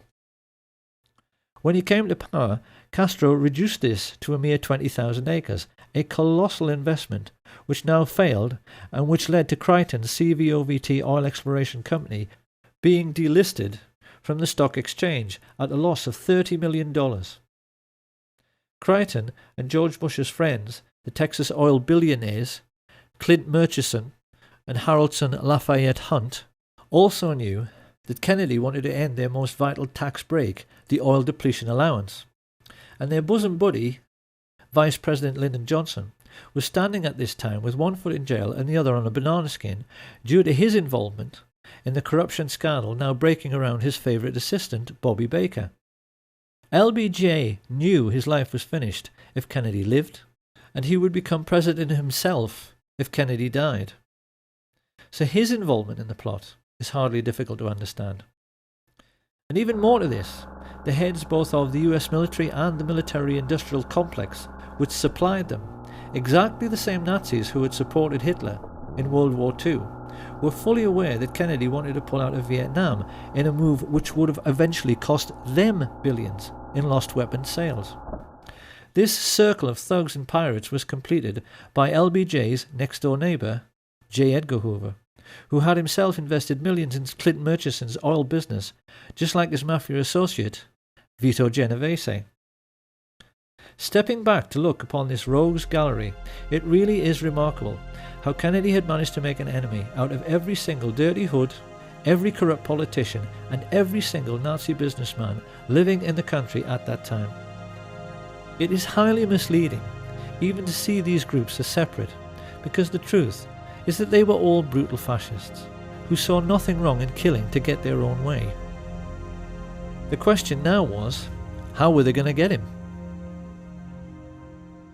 Because we must never forget that generals, admirals, mafia dons, intelligence chiefs, corrupt politicians, and oil billionaires are only people. None of them wanted to go to the electric chair for conspiracy to murder the president. They knew that they had to put together a plan which could not fail to both kill Kennedy and then cover up afterwards the fact that they did it. They knew that in men like Frank Sturgis, his Cuban assassination squads, and the mafia hitmen working with the CIA, they had a huge pool of killers to choose from who were ready, able, and willing to do the deed. All the same, how could they possibly get to Kennedy? Because they knew that, at least in Washington, all American presidents are extremely well protected by the Secret Service. The most important first step was to engage the age-old mafia tactic of finding a patsy. To this end, they turned to George de Mohrenschildt, a very sophisticated exiled Russian count and CIA agent, who was close friends in the oil business with George Bush and the Texas oil men. They were aware that they needed someone like Giuseppe Zangara, who appeared to be a low-life, discontented misfit. So they chose a low-level CIA operative who had been groomed precisely in order to appear to be a low-life, discontented misfit, Enter Lee Harvey Oswald, who was carefully handled by de Mohrenschildt as he was placed like a chess piece in the Texas School Book Depository. With the patsy selected, the combined heads of the American Nazis now sat down together to discuss their problem. How do you kill a man? Riding in an open car on a public street in front of hordes of people without being seen. And then, how do you cover up forever afterwards the fact that this was a conspiracy and not the work of a lone nut? The plotters were keenly aware that it was the second question which posed the biggest problem. The professional military men like Colonel Ed Lansdale and Admiral George Berkeley, Kennedy's personal physician, were well aware that there are any number of ways to hide or disguise a sniper: behind trees, inside other vehicles, behind windows in office buildings. But this was a plot which had to have an absolute guarantee of success. If a squad of riflemen were all to fire at their target at the same time, this would certainly guarantee the man's death. But the subsequent police investigation would instantly realize more than one shooter was involved. A team of gunmen all firing together might actually blow Kennedy's head clean off. A single sniper couldn't do that. So what were they to do? It was during these deliberations that a macabre thought first registered. They would have to control the body after the shooting in order to make sure that all physical evidence available to police forensic scientists conformed to the scenario of a single assassin. And just how in the hell were they going to do that? By way of preparing the ground, Sam Giancana now ordered Richard Nixon's political associate Jack Ruby to keep Oswald snug under his wing, and then to set about hiring the best local riflemen, preferred candidates being men like his close friend Charles Boyd Harrelson, the father of Hollywood actor Woody Harrelson, who had proven his hitman credentials by shooting dead dozens of men for money. He then turned to his mafia associates Carlos Marcello and Santos Trafficante to supply the best gunmen from their cities, while he himself instructed the well-known underboss Tony Accardo to give the Chicago end of the contract to Giancana's favourite and most trusted hoodlums, Charles Nicoletti and Milwaukee Phil Aldericio. This pair had to be flown in 1,500 miles to the ranch of mafia hood Peter LeCarvelet, and then driven the remaining 600 miles to Dallas. It had been agreed with Giancana's and Genovese's oil business partners H.L. Hunt and Clint Murchison that every gunman would be paid $50,000 for the hit, and that the oil men would stump up the cash, so there was no way of tracing it back to either the mob or the CIA. For their part, Jack Crichton and George Bush were trying to lay the groundwork at the street level with the mayor Earl Cable, the brother of CIA chief Charles Cable, whom Kennedy had fired. Both the Cable brothers were crucially important in the development of the fine details of the plot, because they agreed to allow Crichton and his associates, George Lumpkin, the Dallas police chief, Lieutenant Colonel George Whitmire and Harry Weatherford, to make use of their 488th Military Intelligence Detachment, a privately funded part-time intelligence force which had amongst its ranks many members of the John Birch Society, the Ku Klux Klan, and around half of all the serving police officers in Dallas. The plotters realized this was a masterstroke, because it meant they could control the streets and the crime scene, but they also realized that when the shooting occurred, the response of at least half the police on duty would appear to be completely genuine. And yet for all this intricate planning, involving, as Sam Giancana later admitted, dozens of men, the American Nazis were aware they still had a problem. Getting the snipers into position and coordinating their fire by radio was not too difficult. It's something the military do every day. But this problem of blowing the man's head clean off had another side to it. Supposing, as can happen, all the snipers missed. How could they possibly legislate for this contingency? You see, being a professional sniper is a lot like being a professional golfer. Everyone knows that, generally speaking, a golf pro on a par 3 will hit the green. But even the world's best occasionally miss by a wide margin, and the same can happen to any rifleman. We can be quite certain that the guiding brains of the American Nazis, Allen Dulles and David Atlee Phillips, in order to cover this eventuality, must have at least considered having one assassin run up to the limousine to attempt a point-blank range mafia-style shooting should the others miss. But then another problem appeared. Supposing their assassin couldn't run quick enough to jump on a speeding car. Little by little, the realization hit home. The plot could even wind up looking silly and themselves ridiculous. There was only one answer. They would have to control the president's protection, the Secret Service.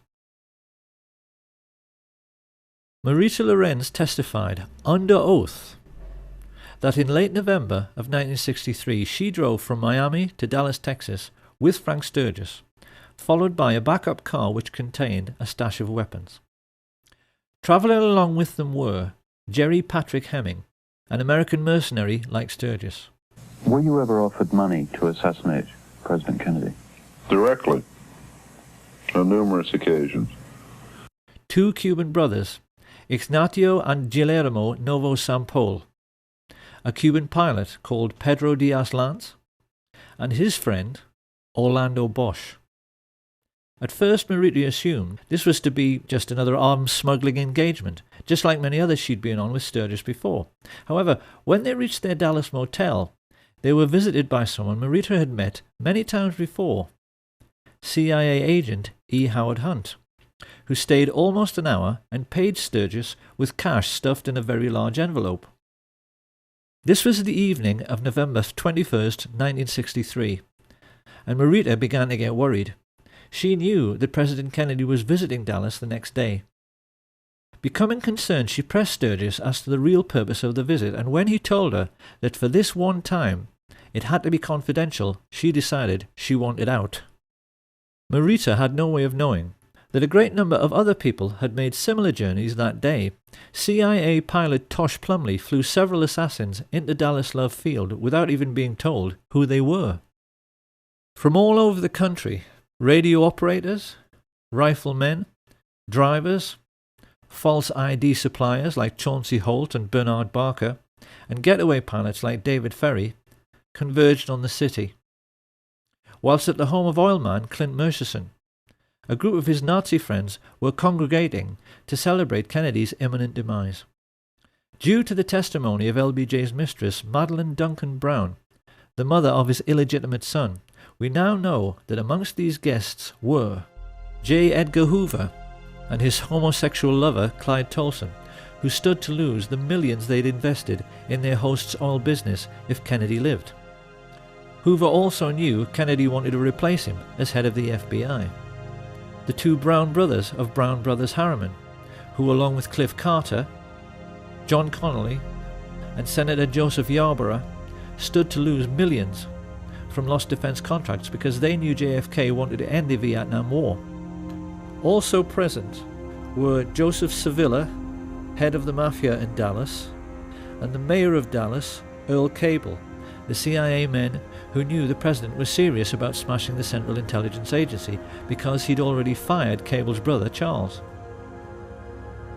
Having a drink with them was Chase Manhattan Bank chief John McCloy, a confirmed Nazi who had shared a box with Hitler at the 1936 Berlin Olympic Games, and Mafia chieftain Carlos Marcello, who felt nicely at home rubbing shoulders with Sam Giancana's representatives Jack Ruby, Richard Nixon, and Harrelson Lafayette Hunt. The media were represented by Eamon G. Carter, and the only one who might have felt a little out of place as he awaited his boss was the world-class marksman and serial killer Malcolm Wallace. Late in the evening, Lyndon Baines Johnson finally turned up and briefly went into the party. When he came out to greet Madeline Brown, she said he was euphoric.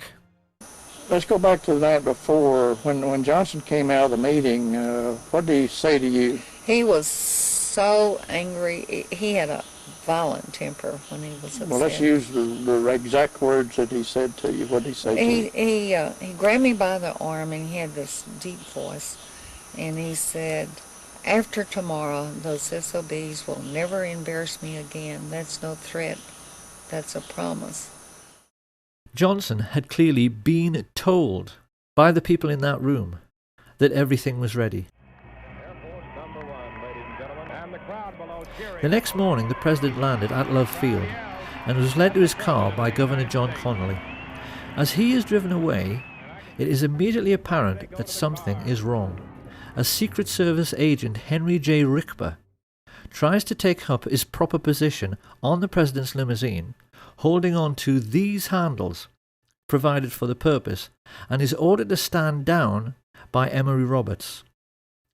Let's just look at Rickber's reaction again. He is quite clearly disgusted. Why aren't they letting him do his job? And as the car glides into Dallas, we can now see how the removal of his Secret Service protection has opened the president up to a field of fire from almost any direction. It's plain from these pictures that as the motorcade moved on into Dallas, the Secret Service, meant to protect the president, remained crowded together on the vehicle behind. While travelling in the pilot car some 400 yards ahead, 3 men are smiling as they see everything is going to plan. Crichton, Lumpkin, and Whitmire have used their influence to remove the military protection which should have been amongst the crowd.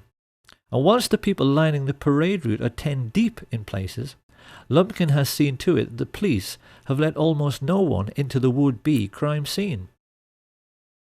Pausing at the corner of Houston and Elm, Lumpkin is seen exchanging reassurances with one of his men. Yes, he tells him, the hit is on. Glancing discreetly upwards, he sees Weatherford and the best Cuban sniper, Eladio del Valle, preparing to fire. The signal is passed to the other snipers to get into position. Having been let into the Daltex building by oil baron Harrelson Hunt, Eugene Hale Brading unlocks the second-floor broom closet. A client of New Orleans lawyer G. Ray Gill, who also represents mafia boss Carlos Marcello, Brading has a getaway pilot waiting, whom Gill employs as a private detective, David Ferry. He opens the window, and as Charles Nicoletti loads his rifle, Richard Kane listens to his radio. Car coming. Get ready. Closing the door, Milwaukee Phil Aldericio guards the corridor with 2 Cubans, Rolando Mesferrer and Rolando Otero. This basic pattern was established all over the plaza. A sniper next to a radio man, alongside a second marksman who could take over should the first want to back out at the last moment. Each team was then guarded by more assassins, mainly Cubans, who made sure no one interfered with each group. It all sounds quite professional, and the truth is, it was. Sam Giancana's spy in the Chicago police force, Richard Kane, was an electronics and wiretapping expert who spoke 5 languages. Up on the grassy knoll, with his childhood friend Charles Harrison, stood the diminutive Charles Frederick Rogers, a nuclear physicist who worked in seismology for Shell Oil. He was also friends with David Ferry and the Civil Air Patrol. Up in the Texas School Book Depository, LBJ's psychotic hitman Malcolm Wallace held a PhD and taught at the University of Texas. The Texas oilmen, mafia dons, merchant bankers and military industrialists had assembled the all-time dream team of professional killers. They were there to make absolutely certain their king died, and the two men who in later years would steal his crown, Richard Milhous Nixon and George Herbert Walker Bush, smiled from the sidewalk as they exchanged winks with Jack Crichton. There was no way Kennedy could escape now, and they knew it. Arranging his sniper's nest at the other end of the 6th floor, Sturgis was the first to be spotted by Arnold Rowland. I just looking around and we noticed a man up in the window, and I remarked to my wife, tried to point him out, and remarked that he must be a security guard, Secret Service agent. The window then that you're referring to is on the opposite end of the building from where the main entrance to the building is. Yes, it is on the other side of the building. And he had a rifle. It looked like a high-powered rifle because it had a scope which looked in relation to the size of the rifle to be a big scope. A moment later, 15-year-old Amos Ewins caught sight of one of the Sturgis-trained Cubans, Ignacio Novo Sampol. Even more significantly, Richard Randolph Carr, a steel construction worker who was looking for a job in the new Dallas courthouse, which was then under construction, stared out from his 7th floor vantage point and saw Malcolm Wallace taking position to fire. Testifying at the trial of Clay Shaw, he gave a minutely detailed description of a very heavy-set man in a sports jacket who wore large framed glasses. He could see the man so clearly, he even said his eyeglasses had large earpieces. America, the home of the brave and the land of the free, was about to discover that it wasn't what it thought it was. As the president's car made the turn onto Houston, government agents who had sworn an oath to uphold their country's democratic principles waited alongside mafia killers to murder their own commander-in-chief. One of the men they were working for, Sam Giancana, said this proved that in reality there was no such thing as white hats and black hats. That notion, he said, was just a sham for saps to cling to. The one thing I recognized was there are no black hats and there are no white hats. They all conduct themselves the exact same. And very good evidence of that is that the CIA would hire two so-called mafia men, Sam Giancana and John Roselli, to assassinate Fidel Castro.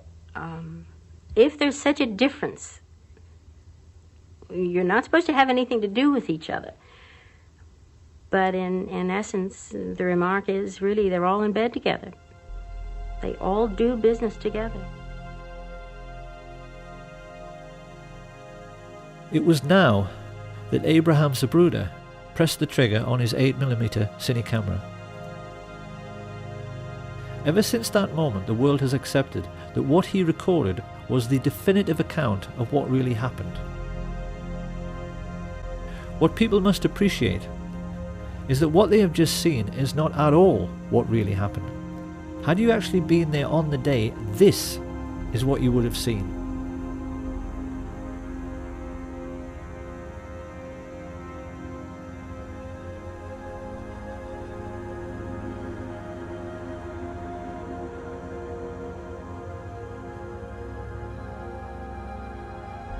And doesn't that look a great deal more suspicious? So just exactly what did happen during the 10 seconds Zapruder was filming. To begin with, Dulles, Lansdale and Atlee Phillips had tried to get over the problem of volley fire, blowing the president's head clean off by firing in 4 stages. Stage 1 was meant to be a single shot by Charles Nicoletti into the back of Kennedy's head from the Daltex building some 40 yards behind. Had he succeeded, the plotters would have had the single assassin with one bullet story they wanted. But in his excitement, the mafia assassin squeezed the trigger too soon. His bullet ricocheted off the hard chrome sill of the limo's back seat and struck the curb beneath the overpass, sending up a sharp piece of concrete which scratched James Tague's face. Watch again. We clearly see how this little girl stops running and her gaze looks directly at where the shot originated and not up at the 6th floor of the depository. It was now that Umbrella Man took over. Standing right at the curbside, it was his job, should the first shot miss, to give a clear visual signal. Target is not injured. The intelligence chiefs knew that if this situation occurred, Kennedy would now be moving rapidly away from the first sniper. They knew the only way to make sure of getting him was to fusillade the car.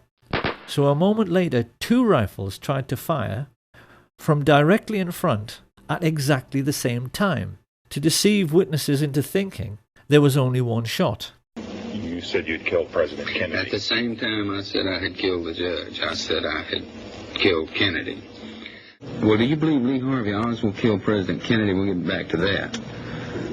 Alone, without any aid from a rogue agency of the U.S. government, or at least a portion of that agency. I believe you're very naive if you do. Harrelson's bullet hit JFK in the throat, and another gunman, hiding in a culvert 50 yards away, up in the embankment of the overpass, made the hole in the windscreen, which was later seen by Dr. Evalier Glanges. The presidential limousine was there. Had been staying there for some time, just watching the back of the emergency room. Talked to my friend next to me and said, "Look, there's a bullet hole in the windshield," and pointed it out to them. But it was very clear. It was a through and through bullet hole through the windshield of the car, from the front to the back.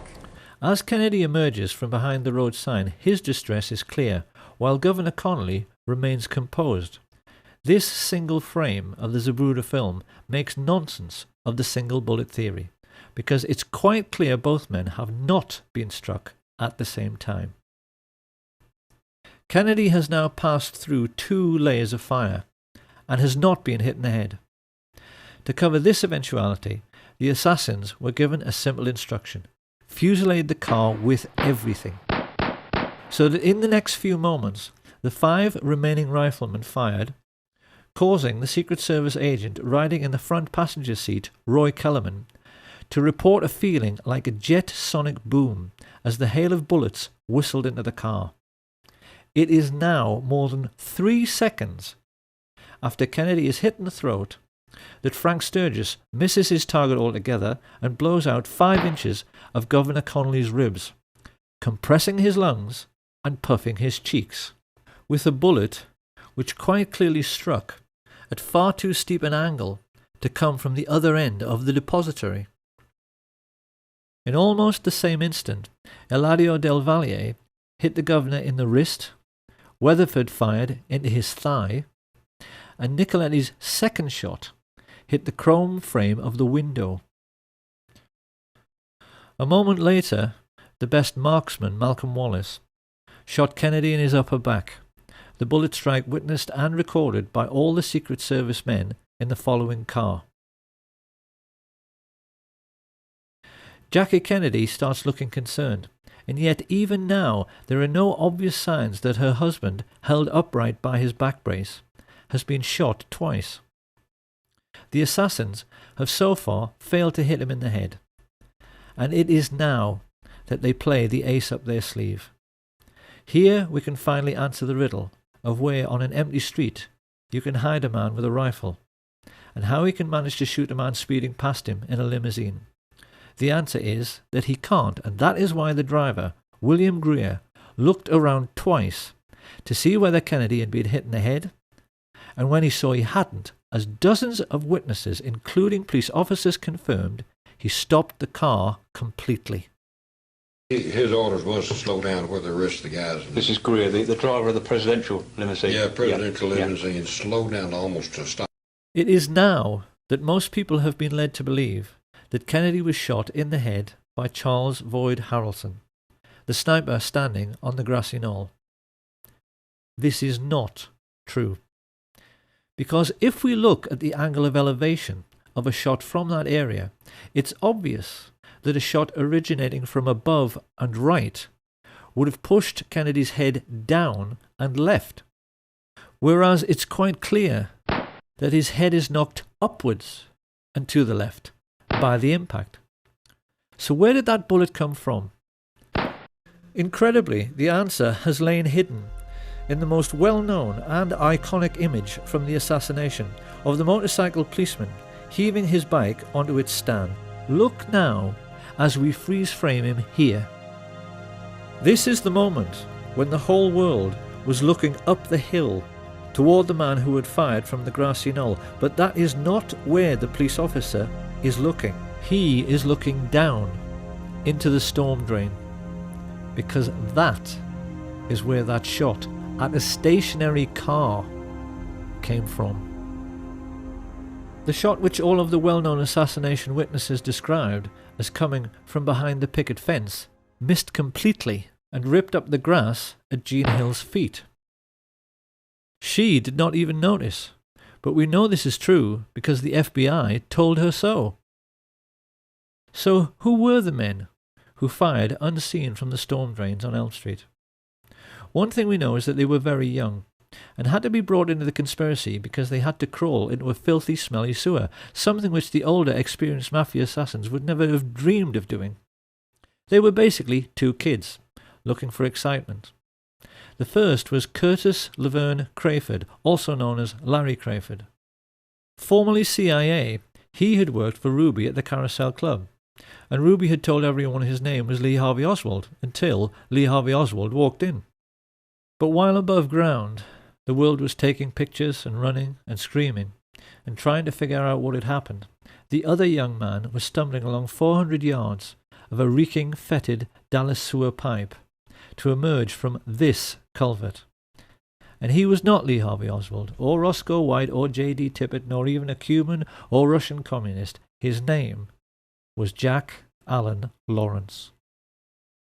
And we know that after stumbling up this bank, he turned up 15 minutes later at the Lincoln Mercury car showroom, where he'd obtained a job with false references, pale, sweating, and, on a hot sunny day in Dallas, covered in mud. Telling his co-workers Albert Bogard and Robert Tater he had been ill that morning, he stumbled into the men's room and threw up while they, feeling his behaviour was suspicious, called the police, who made a record of the entire incident. Back at the plaza, the guilt of the radio men coordinating the gunfire can be seen from their behaviour. These two, Orlando Bosch and the Umbrella Man, have a seat, while everyone else runs around them. Bosch makes a report that the hit was successful, then casually walks away, just like the chief radio coordinator, Jim Hicks, with the radios clearly visible in their back pockets. A few yards away, the CIA's clean-up squad have begun working to remove all evidence useful to a forensic team. Deputy Sheriff Buddy Walters is here seen finding the bullet which struck in the grass near the manhole cover. He hands it on to one of the fake FBI men, who pockets it. While this is going on, Rogers, Harrelson, and E. Howard Hunt are discovered hiding in the boxcars of the train which they hoped would be their getaway vehicle, until it's prevented from moving by railway dispatcher and key witness Lee Bowers. They are photographed repeatedly as they are marched to the Dallas courthouse, and we can clearly see in this picture the radio receiver Hunt is wearing in his right ear, which is identical to the receivers worn by those Dallas police officers who were part of the plot. As they walk, they are overseen by Colonel Ed Lansdale, who secures their release and begins to give the press the cover story that this man is the major suspect and then acting alone, he shot the president from behind. The truth, as we now know, is that 8 separate snipers, firing 16 shots in 4 separate stages, had tried to make certain of killing the president by hitting him in the head and had failed abysmally. The shooting on the day had been nothing to write home about. A third of all the shots had missed the car completely. Had it not been for the ruse of bribing the driver to brake at a point painted on the curbside, which is still visible, so that Jack Lawrence could shoot Kennedy in the head from just 15 feet away, the president might have survived. So now we must address the question, why does the Zapruder film not show this very obvious setup of the limousine stopping for the headshot? The answer, of course, is that it has been tampered with. In the 1960s, Hollywood special effects teams had developed techniques for masking off segments of film frames to disguise the true movement of figures within the picture. In the Zapruder film, frames have been removed in order to fake a continuous flowing motion, so that we don't see the very obvious setup which dozens of witnesses reported. If you look now at the top of the frame, the doctoring of the film becomes perfectly obvious in the way in which the figures are blurred and yet the shadows are sharp, which is impossible. This CIA tampering with the evidence becomes even clearer when the Zapruder film is run next to the Orville Nix film taken from the other side. It's easy to see from the way the motorcycles suddenly close on the limousine that it stops completely. And we can see that frames have also been removed from the Nix film by the way in which Agent Clint Hill appears to move sideways while running forwards before leaping on the car. As the mad dash to Parkland Hospital begins, the chief coordinator in the assassination plot, George Herbert Walker Bush, casually relaxes with hands in his pockets at the entrance of the school book depository. Now this is going to be one of those all too familiar Kennedy assassination moments in which people will say, well, yes, it could be him, but how can we be sure? Because we've seen this kind of thing before with Badgeman. However, a gentleman who I think must be a police detective has posted a YouTube video in which he utilizes the latest forensic techniques for identifying murder suspects by making a comparison between the photo taken in Dealey Plaza and one of George Bush in conversation with Richard Nixon during Watergate. This man points out that this person has exactly the same skull shape, exactly the same hairline, chin and nose as George Bush. He is also wearing the same type of suit, white shirt and exactly the same type of tie. He is exactly the same height, the same weight, is wearing clothing which matches down to his shoes, but most importantly, he has a characteristic mannerism of cocking his right wrist when he puts his hands in his pockets. We know from this declassified FBI memo that George Bush was in Dallas, staying at the Sheraton on November 22nd. So can there be any doubt about this person's identity? Surrounded by the corrupt policemen he was coordinating, Bush knew already that if an honest officer should happen to catch one of the assassins, it would, because of what Mark Lane rightly calls plausible deniability, make no difference. Because what would they find? Mafia hoods with prison records as long as their arms? Or contract killers like Charles Harrelson? They certainly wouldn't have found anyone who carried CIA credentials or anyone whose involvement with the government could be traced. But even while he smiled and chatted to his fellow killers, Bush was unaware that the plotters had just made their first big mistake. They knew that they had to forensically control the body from the moment the shots were fired, and the moment Kennedy entered Trauma Room 1, that control had to be relinquished. Although they had CIA agents placed in the emergency unit, these people were not aware of the throat wound, which could hardly be seen because it was so tiny. It was at this moment that all the Dallas doctors and nurses like Aubrey Bell made a mental note of this very obvious sign of a frontal entry shot. One of the Dallas medical team, Dr. Charles Crenshaw, a junior doctor at that time, vividly recalls what the first professionals in the Kennedy killing had to deal with. The second wound was here in the throat, right above the necktie. It was a small opening, very small, 3 to 5 millimeters, about the size of your little finger. I looked at the wound again. I wanted to know and remember this the rest of my life. And the rest of my life, I will always know he was shot from the front. And also described the portion missing from the rear of Kennedy's head after the impact of the frangible bullet, which hit him in the right temple. The bullet struck about where and passed about where? From here through. And taking out the back or the occipital part, the back of your head. This was gone. At approximately 1 o'clock Central Standard Time today here in Dallas. He died of a gunshot wound. This information soon made its way to the media. And this is why, at the very first press conference, Press Secretary Malcolm Kilduff correctly described the cause of death and direction of the shot. In order to find a means with which to contradict this evidence, the cover-up now began in earnest, with the summoning from the Restland Funeral Home of a CIA agent who was known for being the best in the business at reconstructive surgery on cadavers, John Melvin Liggett. This man was actually attending a funeral when he was told of the president's assassination and asked to go to Parkland by the coroner. What he didn't know as he drove away was that one of his clients in this macabre and gruesome story was at that moment still alive.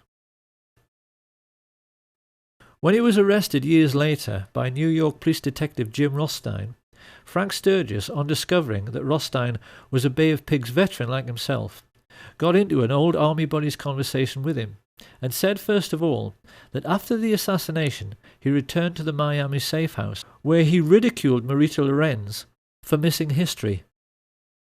It was all perfectly safe, he told her. No cops, no newspaper investigation, everything was covered. I asked Sturgis, Jesus Christ, Frank, did you shoot the president? Did you have something to do with that? He said, who gives a shit? Yeah, who's going to prove it? He said, we kill a lot of people. What the hell's the difference? Sturgis then went on to say that Dallas police officer J.D. Tibbett was actually gunned down by the radio talk show host G. Gordon Liddy, who was at that time a CIA agent working with E. Howard Hunt.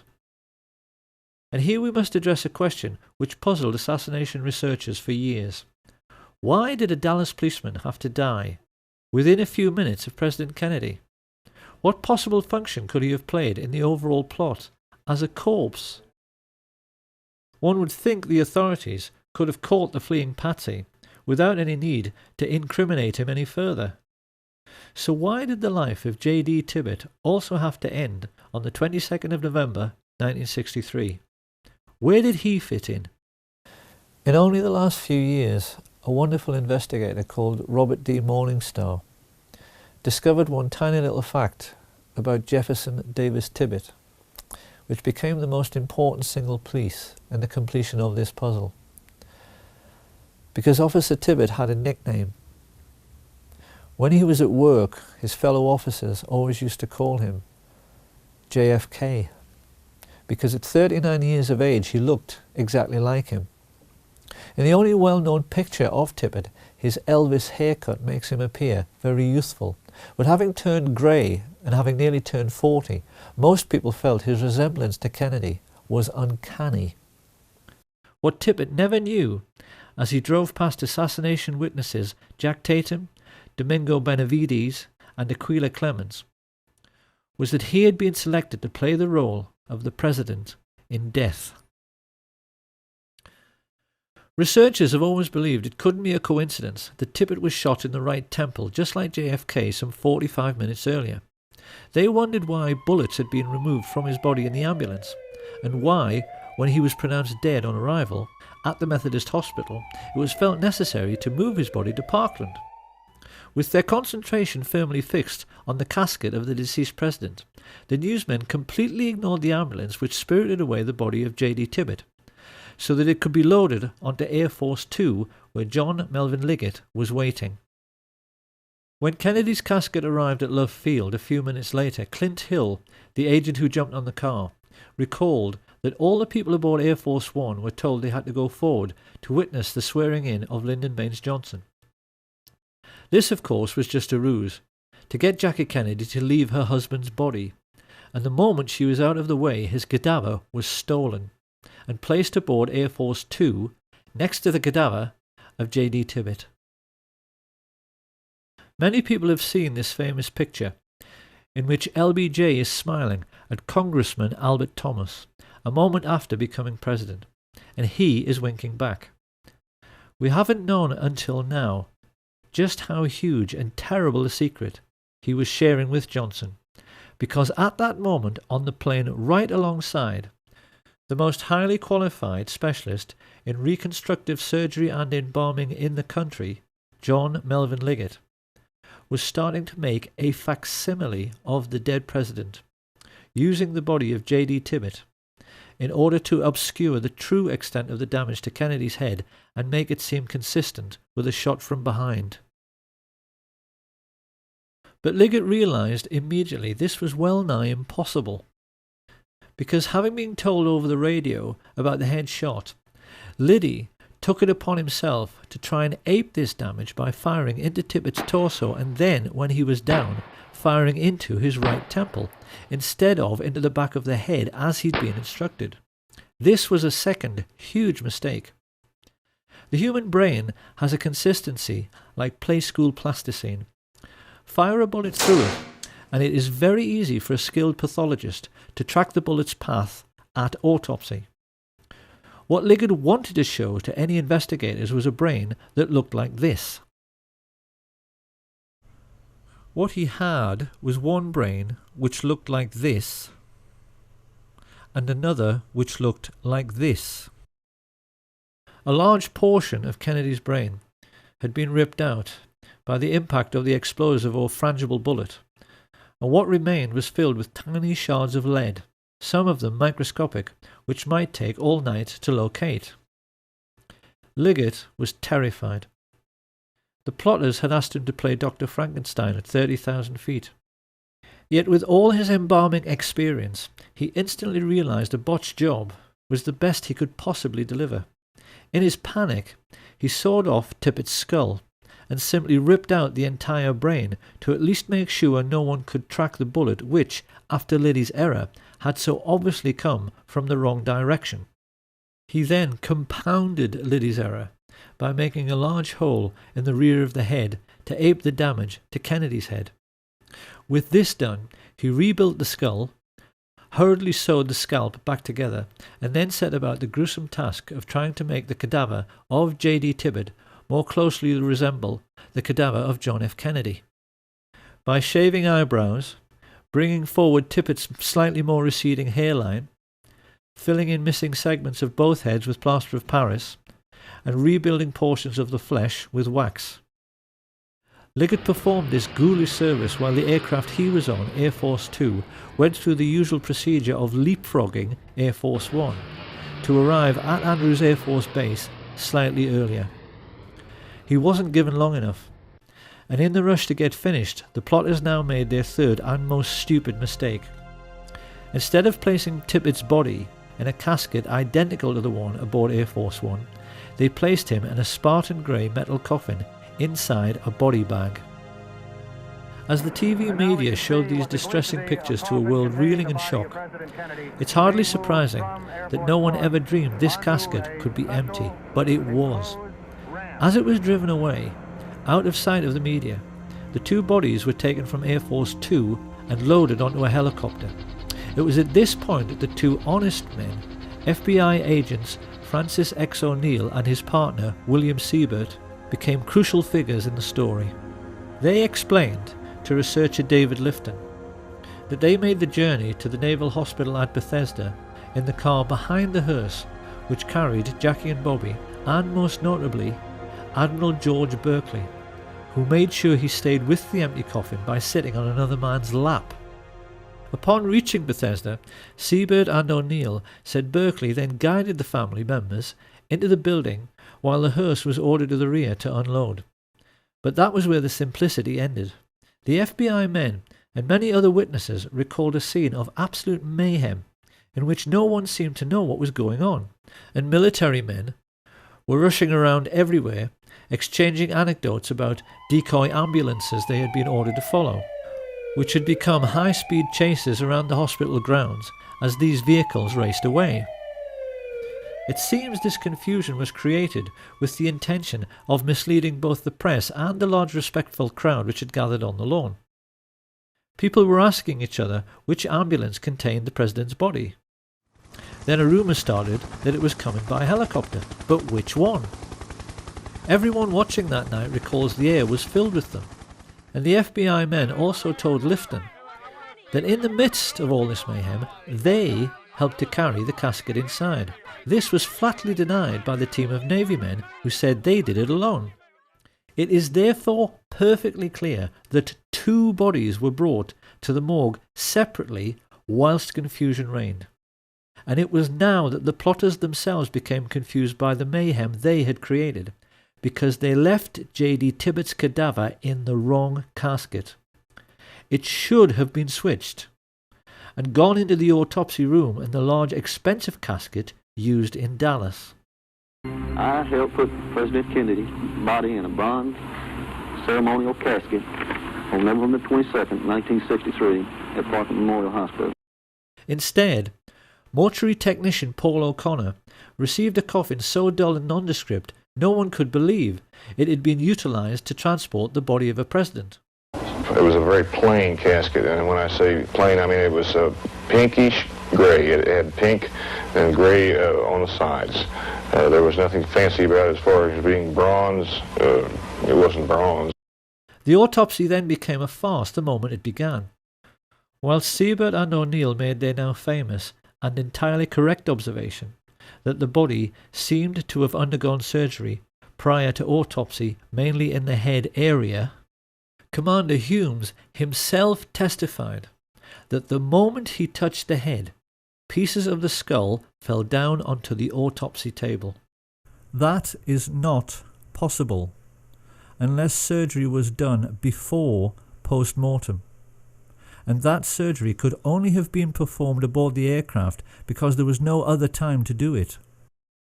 Humes then found that he had to try to work with Admirals Berkeley, Galloway and Kenny actually touching his elbows, and became increasingly confused and embarrassed himself at his utter failure to find any trace of the bullets which killed the president. Of course, this was hardly surprising, considering the president lay dead in an adjoining room, and that Liggett had removed all the bullets from J.D. Tibbett. As the autopsy proceeded, O'Connor revealed that Berkeley interfered constantly in the procedure, steering Humes away from the torso, where he would have found the holes made by Liddy. And while everyone in the room remained aghast and disturbed by the huge hole in the back of the head and absence of any brain matter, 2 porters O'Connor had never seen before came in pushing a trolley, which had a sheet on it which hid a small lump.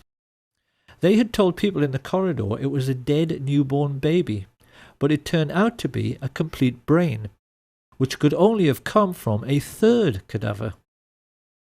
This was weighed and pickled in formaldehyde before anyone even had a chance to inquire when it had been removed.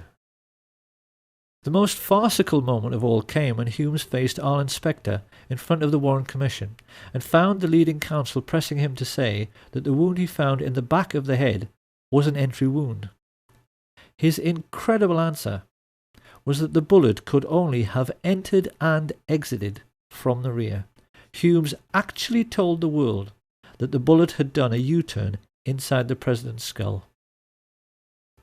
Now that we know the truth, it may seem remarkable that David Lifton got so close, and yet never quite realized that what he had been investigating for 15 years was a body switch. But can we really be surprised? Like so many other decent men, Lifton was simply unable to imagine that anyone could ever think up such a grotesque and degenerate conspiracy. He simply never realized that what he was dealing with was nothing less than the devil himself. And for those who find all this impossible to accept, one of the devils who murdered JFK, Frank Sturgis, was perfectly candid about how routine body switches had become in the CIA by 1963. There was a switch. A body switch. A body switch, yes. The truth about the autopsy is that the devils who killed Kennedy messed up very badly. They had wanted to show the world actual photographs of a single bullet wound from behind. As it was, they had to resort to a lot of badly faked photographs, which critics like Robert Groden easily discredited, and silly drawings, which everyone realised did not line up anywhere near the schoolbook depository. With the autopsy over, Mrs. Kennedy and the President's brother were shown the body prepared for burial. Not surprisingly, they were wholly unconvinced by Liggett's attempts to make a Dallas police officer look like the President of the United States. Witnesses there at the time said Bobby scoffed and said, "It doesn't look anything like him," while Mrs. Kennedy became adamant. "It isn't Jack," she declared.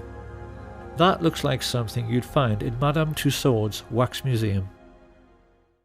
Many people have studied this alleged picture of the President's remains and wondered how it could possibly be John F. Kennedy when the Zapruder film clearly shows this right temple area being blown apart by the impact of the frangible bullet. The simple answer is that this is not JFK. It's the corpse of Officer J.D. Tibbet, surgically altered to look like the President. On arriving home, Liggett was informed the plot was in serious trouble. His wife Lois told how he staggered in the door, unkempt, dishevelled, and quite obviously exhausted, which was very out of character for a man who took pride in always being neat, tidy, and organised.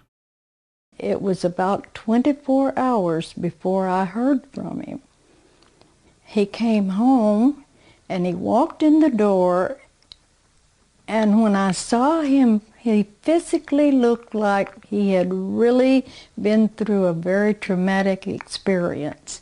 His clothes were disarrayed, and that was so out of character for him. And he said, "We're going to get out of town for a while until all of this blows over." And that was a quote, because I thought, well, what blows over? Minutes later, they were speeding down the highway towards Corpus Christi, utterly bewildered as to what on earth was going on.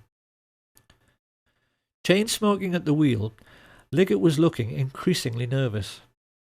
It wasn't just that his botched reconstruction had failed to convince and would lead to courtroom testimony of bullets doing U-turns inside the President's head. The problem was that the patsy was still alive. Deputy Sheriff Roger Craig told investigators it was plain to him that Lee Harvey Oswald was not meant to survive his arrest procedure. He said that when he arrived at the Texas Theater, a group of his fellow officers were waiting at the rear, guns drawn, and that it was quite obvious that Oswald was meant to make a break out the back door where he would run into a hail of gunfire. However, Oswald himself was an intelligence agent, and once he realized he had been chosen as the fall guy, he briefly prolonged his existence by loudly yelling so that all the witnesses present could hear, "I am not resisting arrest, I am not resisting arrest." This is why Liggett, like all the others involved in the plot, was shaking in his boots on November 23rd. They were all aware that a sharp lawyer could get Oswald released simply by discovering that the chain of evidence had been broken in relation to Kennedy's remains. Once free to talk, and with intimate knowledge of the major players in the assassination plot, he could have gotten the heads of the FBI and CIA, all the military chiefs of staff, the mafia chieftains, and the Dallas oil men all thrown in jail together for murder. Many people have wondered how the plotters could be so unbelievably dumb and so unbelievably obvious as to have Oswald murdered live on national television. The simple truth was that they had absolutely no choice. Their botched assassination attempt had proved that they were not as smart as they thought they were. The actual shooting had gone very badly. Most of the shots had missed. They'd had to botch the autopsy, and now they were having to botch the silencing of the patsy. Lois Liggett recalled that the moment Ruby fired, the atmosphere in their motel room evaporated. The minute he saw that, he looked at me and said, "Everything's okay now," and you could just see his face. He was like all the pressure had been taken off of him. All of a sudden he was like, sigh of relief, let's go, we can go home now. It was basically, pack your things, come on, we're leaving, you know, now we can go. The family turned around and went straight back home to discover that Mr. Liggett now enjoyed a new vocation. It appeared he had suddenly come into millions, which bought his family a big new house and himself a new lifestyle, which included many wild poker parties at which, among others, he hosted David Ferry. This was not Lois Liggett's scene. She divorced him, heard that not long afterwards he was arrested for murder, and then shot dead while trying to escape. But this was not the end of Liggett's story. His new wife told Lois that the man she buried could not have been John Melvin Liggett, because the corpse she was shown had a moustache and he couldn't grow one. Then many years later, Lois Liggett actually saw her deceased ex-husband in a casino while on a trip to Las Vegas. Quite clearly, this man had been the beneficiary of yet another CIA body switch. And to this day, doubts remain as to the true fate of Jack Ruby, Lee Oswald, John Liggett, and the president himself. Many researchers now believe the plotters may have kept Kennedy's remains as a souvenir and buried J.D. Tibbett in Arlington Cemetery.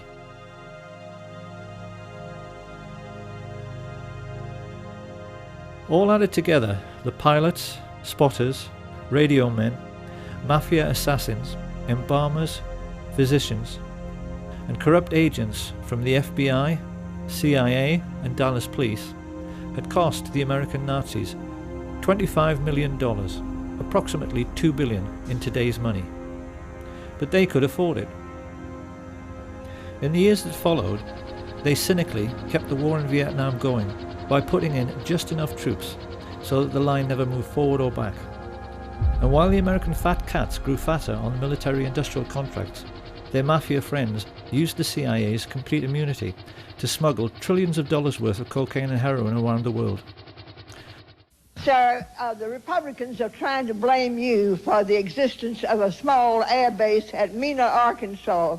This base was set up by George Bush and Oliver North and the CIA to help the Iran-Contras, and they brought in plane load after plane load of cocaine there for sale in the United States, and then they took the money and bought weapons and took them back to the Contras, all of which was illegal, as you know, under the Bolin Act. But tell me, did they tell you that this had to be in existence because of national security? Well, let me answer the question. No, they didn't tell me anything about it. Of course, when criminals are making easy money, they tend to become lazy and careless, and this is what led to Watergate. Someone's here.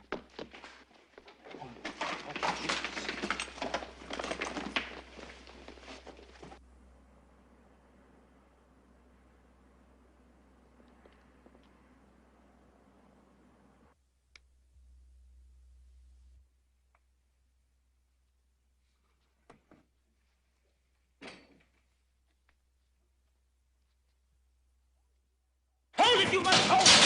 Police! Put your hands up!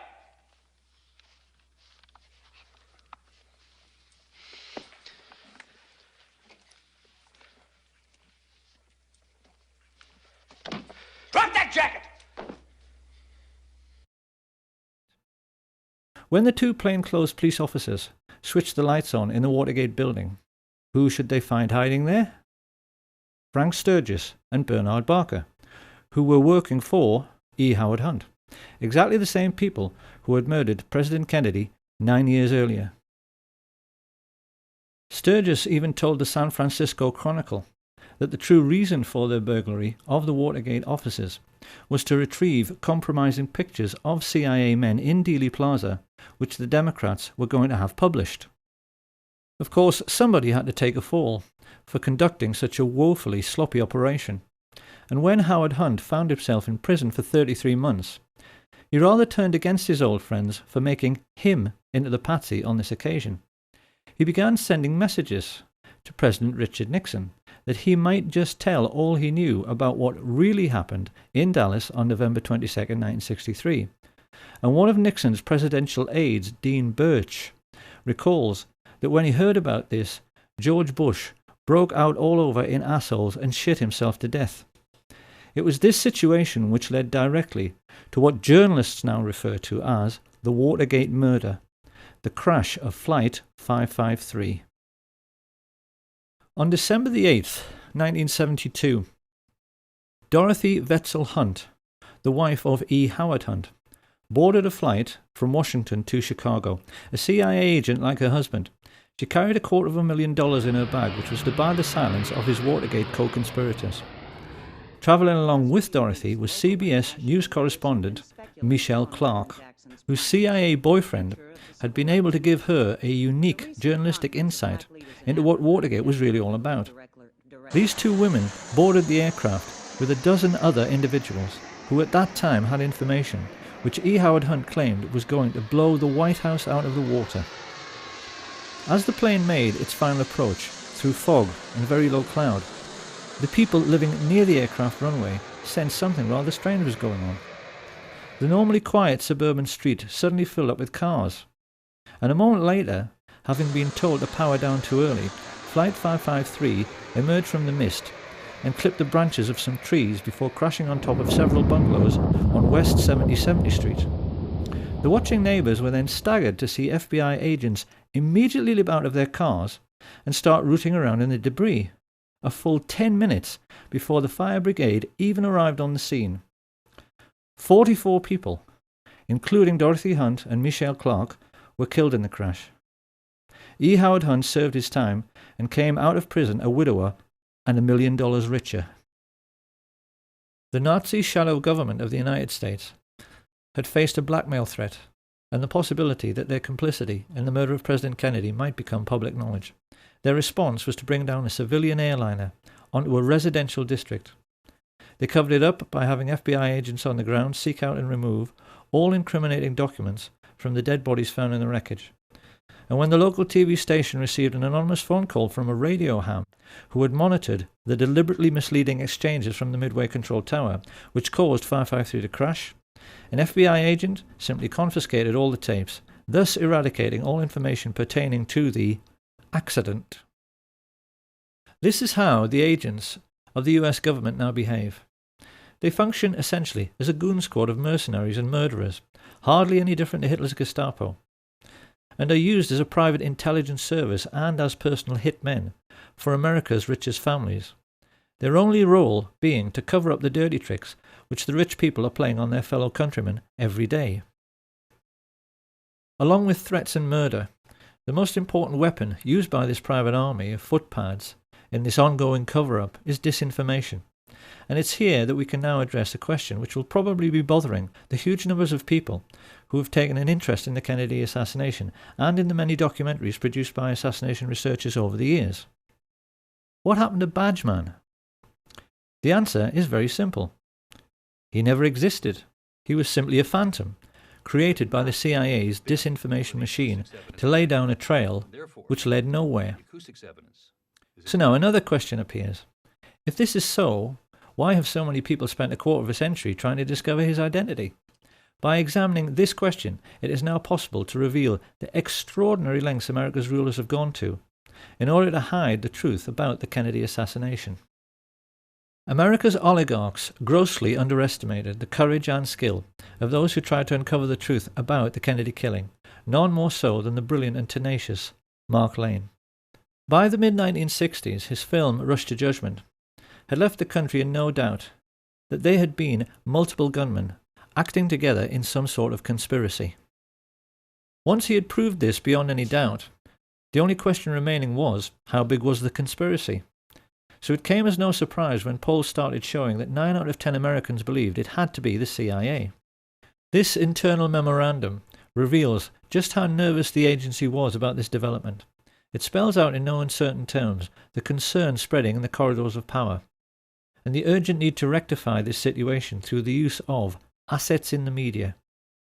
This great image problem led America's Nazis into initiating Operation Mockingbird, an ongoing policy of using the colossal wealth they were now amassing from drugs and weapons sales to buy up as many TV and film companies, newspapers, and local and national radio stations as they could lay their hands on, to the point where by the 1970s they were proudly boasting that everyone of any significance in the media is CIA. Do you have any people being paid by the CIA who are contributing to a major circulation American journal? We do have people who submit pieces to American journals. Do you have any people paid by the CIA who are working for television networks? This, I think, gets into the kind of getting into the details, Mr. Chairman, that I'd like to get into in executive session. Virtually every well-known journalist, newspaper editor, and television presenter became a secret CIA agent, as did many entertainers and film stars. The question now was how best to use trusted public figures like Walter Cronkite. And this was how the first investigative documentaries about the Kennedy assassination came to be made. It will come as a terrific shock to those who have sought truth and solace in these many films, feature articles, and TV specials, to learn that every last one of them, including Oliver Stone's JFK, was actually produced by the CIA.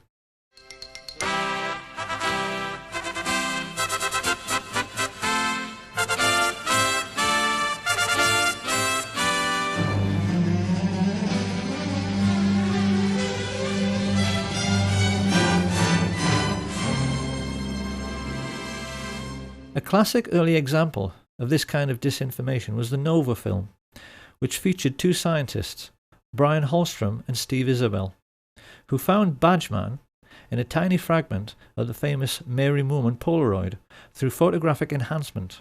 But when investigators took the trouble to actually measure the size of these three figures, it became obvious that they were so tiny they were too small to even be children. Using the scale provided by Abraham Zapruder over on the right, it's clear that these alleged people are so lacking in stature they wouldn't actually have been able to look over the stockade fence. The truth is that they never existed. And so the question now is, who were Holstrom and Isabel? And who, for that matter, was Gordon Arnold, the old-age pensioner who appeared in The Men Who Killed Kennedy to claim that Badgeman had kicked him and taken his camera? I could be the only one that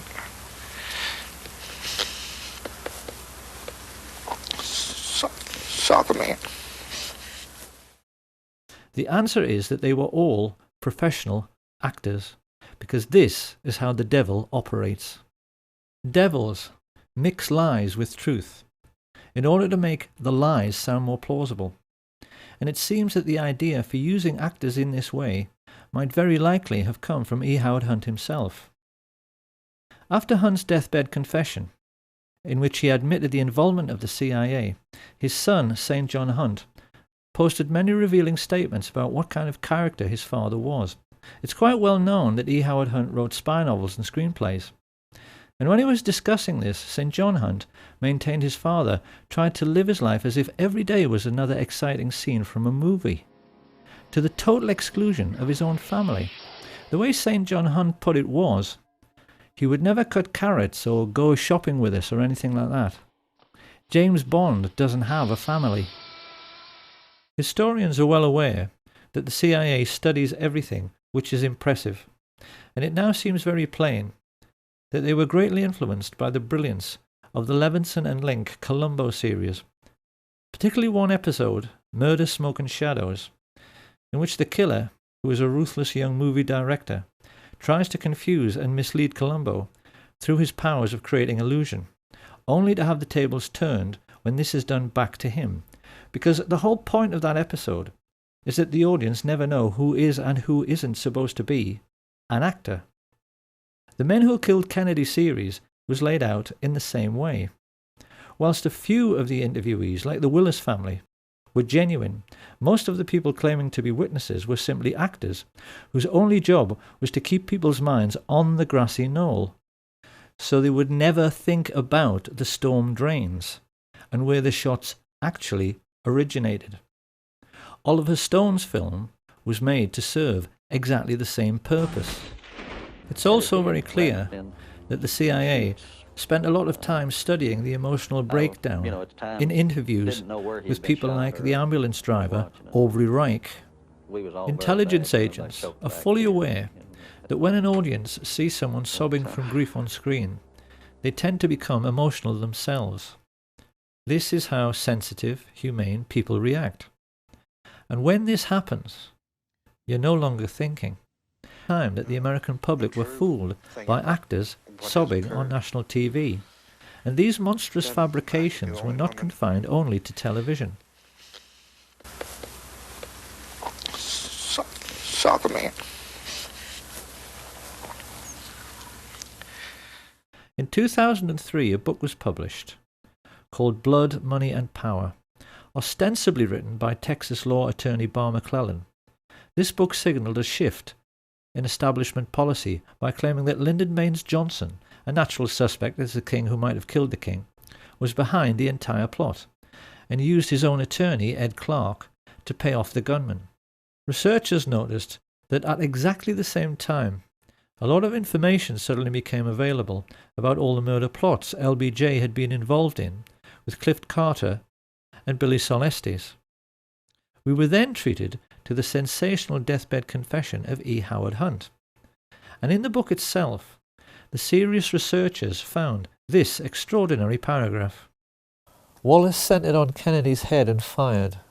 The shot went almost 200 feet but was barely low and slightly to the right, hitting the president in the back shoulder blade. The bullet was deflected upward ever so slightly, exiting at the tie knot, the bullet's jacket separating to hit and crack the windshield, the remaining slug hitting the curbing in front of James Tague, an onlooker standing in front of the triple underpass on Commerce Street. The slug knocked cement shards in all directions. A splinter nicked Tague on the cheek. So just exactly what is going on here? This is quite obviously a ludicrous assertion. So what is it all about? What it's all about is that the CIA actually wrote this book. They knew that the critics had been able to laugh loud and long at the single bullet theory because the FBI had had to change their story. At first, they had accepted the indisputable evidence that James Tague was scratched by a bullet as he watched from below the overpass, because they initially claimed that the first shot alone had gone through the president and the governor, making 7 separate wounds in 2 different men. The second shot was the headshot, and presumably the third struck Tague. However, once the Zapruder film and dozens of eyewitnesses made it plain the first shot missed, the FBI had a problem. How could they account for the throat shot, headshot, and Tague shot with just 2 remaining bullets? This utterly ridiculous paragraph was a lame attempt after 40 years to come up with an answer, and the lengths the CIA went to get people to believe it were contrived, to say the least. It's first of all the simplest matter to refute this version of events by asking how the CIA could possibly know this is how it happened. The bullets splitting apart in mid-air? Are they saying they had Dealey Plaza rigged with fast-motion cameras, which allowed them to replay the flight of every bullet in slow motion? If so, we'd all love to see those pictures. And even more to this, Bar McClellan's interview became the linchpin in the final episode of The Men Who Killed Kennedy, which was then banned from public broadcasting after a lawsuit was allegedly brought against the History Channel by former Presidents Carter and Ford and their friends Jack Valenti, Bill Moyers and Lady Bird Johnson. Of course, this was just more disinformation. What the plotters hoped to achieve was that by getting the series banned, but making it available on the internet, the seekers after truth would be duped into thinking it must be true, precisely because it had been banned from mainstream media. It's a double bluff. The full extent of Johnson's... It is quite possible, after all of this ludicrous skullduggery, that even the CIA themselves couldn't remember what purpose it was all supposed to serve. But the general idea was that the public was supposed to swallow the notion that Lyndon Baines Johnson was the primary culprit in this entire affair, because he's dead and can't speak for himself. It is absolute nonsense to suggest any such thing.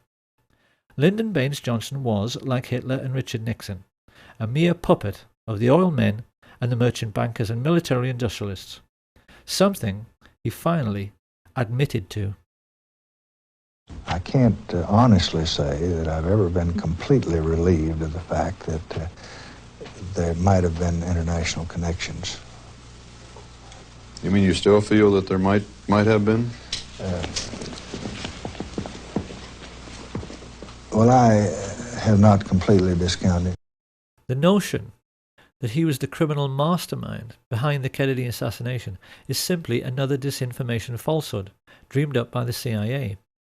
He was most definitely involved in the plot and offered up his personal hitman, Mac Wallace, to be part of it, but the men who actually masterminded the plot were Allen Dulles and David Atlee Phillips, with George Bush being the most important figure in the actual execution of the plan, and even they, in the end, proved themselves to be just as crude and obvious as anyone else in the way they took care of anyone who might incriminate them. On the 22nd of February 1967, Eladio Del Valle and David Ferry were both murdered within minutes of each other, when it seemed they might give information to the Jim Garrison investigation. Charles Boyd Harrelson and Milwaukee Phil Aldericio suffered convenient early deaths in jail, and having been ordered to testify before the House Select Committee on Assassinations, both Charles Nicoletti and George de Mohrenschildt were shot dead at the same time on the 29th of March 1977. Having been scheduled to testify before the same committee, Johnny Roselli met a similar fate. His body was found floating in an oil drum in Dumbfounding Bay, Miami, just after Malcolm Wallace was murdered in exactly the same way as Lee Bowers. On a stretch of empty American highway, his car was forced off the road, then CIA agents smashed his head into the steering wheel until he died, to make it appear like a single car accident. Not long afterwards, Sam Giancana was shot in the back of the head while cooking sausages, and his spy inside the Chicago police force, Richard Kane, was blasted to death with a sawn-off shotgun in Rose's Sandwich Shop on the 19th of December 1973. Absolute proof that George H.W. Bush was the most important figure behind these grisly murders and the Kennedy assassination surfaced quite recently in a declassified FBI memo which revealed he was working for the CIA in 1963 and not from 77 onwards, as he'd always claimed. He had been a lifelong friend of George de Mohrenschildt, who had actually begged him for help when he realized the CIA were trying to kill him. It was therefore rather ironic that when the police checked de Mohrenschildt's wallet, they found an address card, which gave them a direct lead straight to the guilty party had they but chosen to follow it up. It said George Poppy Bush, his CIA code name, Zapata Petroleum, Midland, Texas. It became a farewell note from the man who coordinated the crime of the century, a man whose father, Prescott Bush, had created the CIA in the first place, along with his friends some 30 years before, purely in order to take care of their own business interests. They arrogantly believed they were more intelligent than anyone. But in the end, the means the George Bush-led CIA chose to silence all the major underworld figures who might incriminate them proved to be every bit as crude and obvious as Ruby's killing of Oswald on television. The whole point of George Bush and his Central Intelligence Agency was that they were supposed to be intelligent, and yet in the end they couldn't even fool little old ladies. And who is going to inhibit them? The gangsters that are running this country is going to inhibit somebody. All institutions of the American government are essentially a gangster syndicate, and everybody knows this. So perhaps it's time now to ask what we have learned and how best we can use this new understanding about the West's secret history to evaluate what is really going on in our world right now. To begin with, let's answer a couple of questions which have perplexed many people over the years. A great many researchers and historians have wondered why the Kennedy family themselves almost seemed to be aiding and abetting the cover-up by choosing to be so quiet about the assassination itself.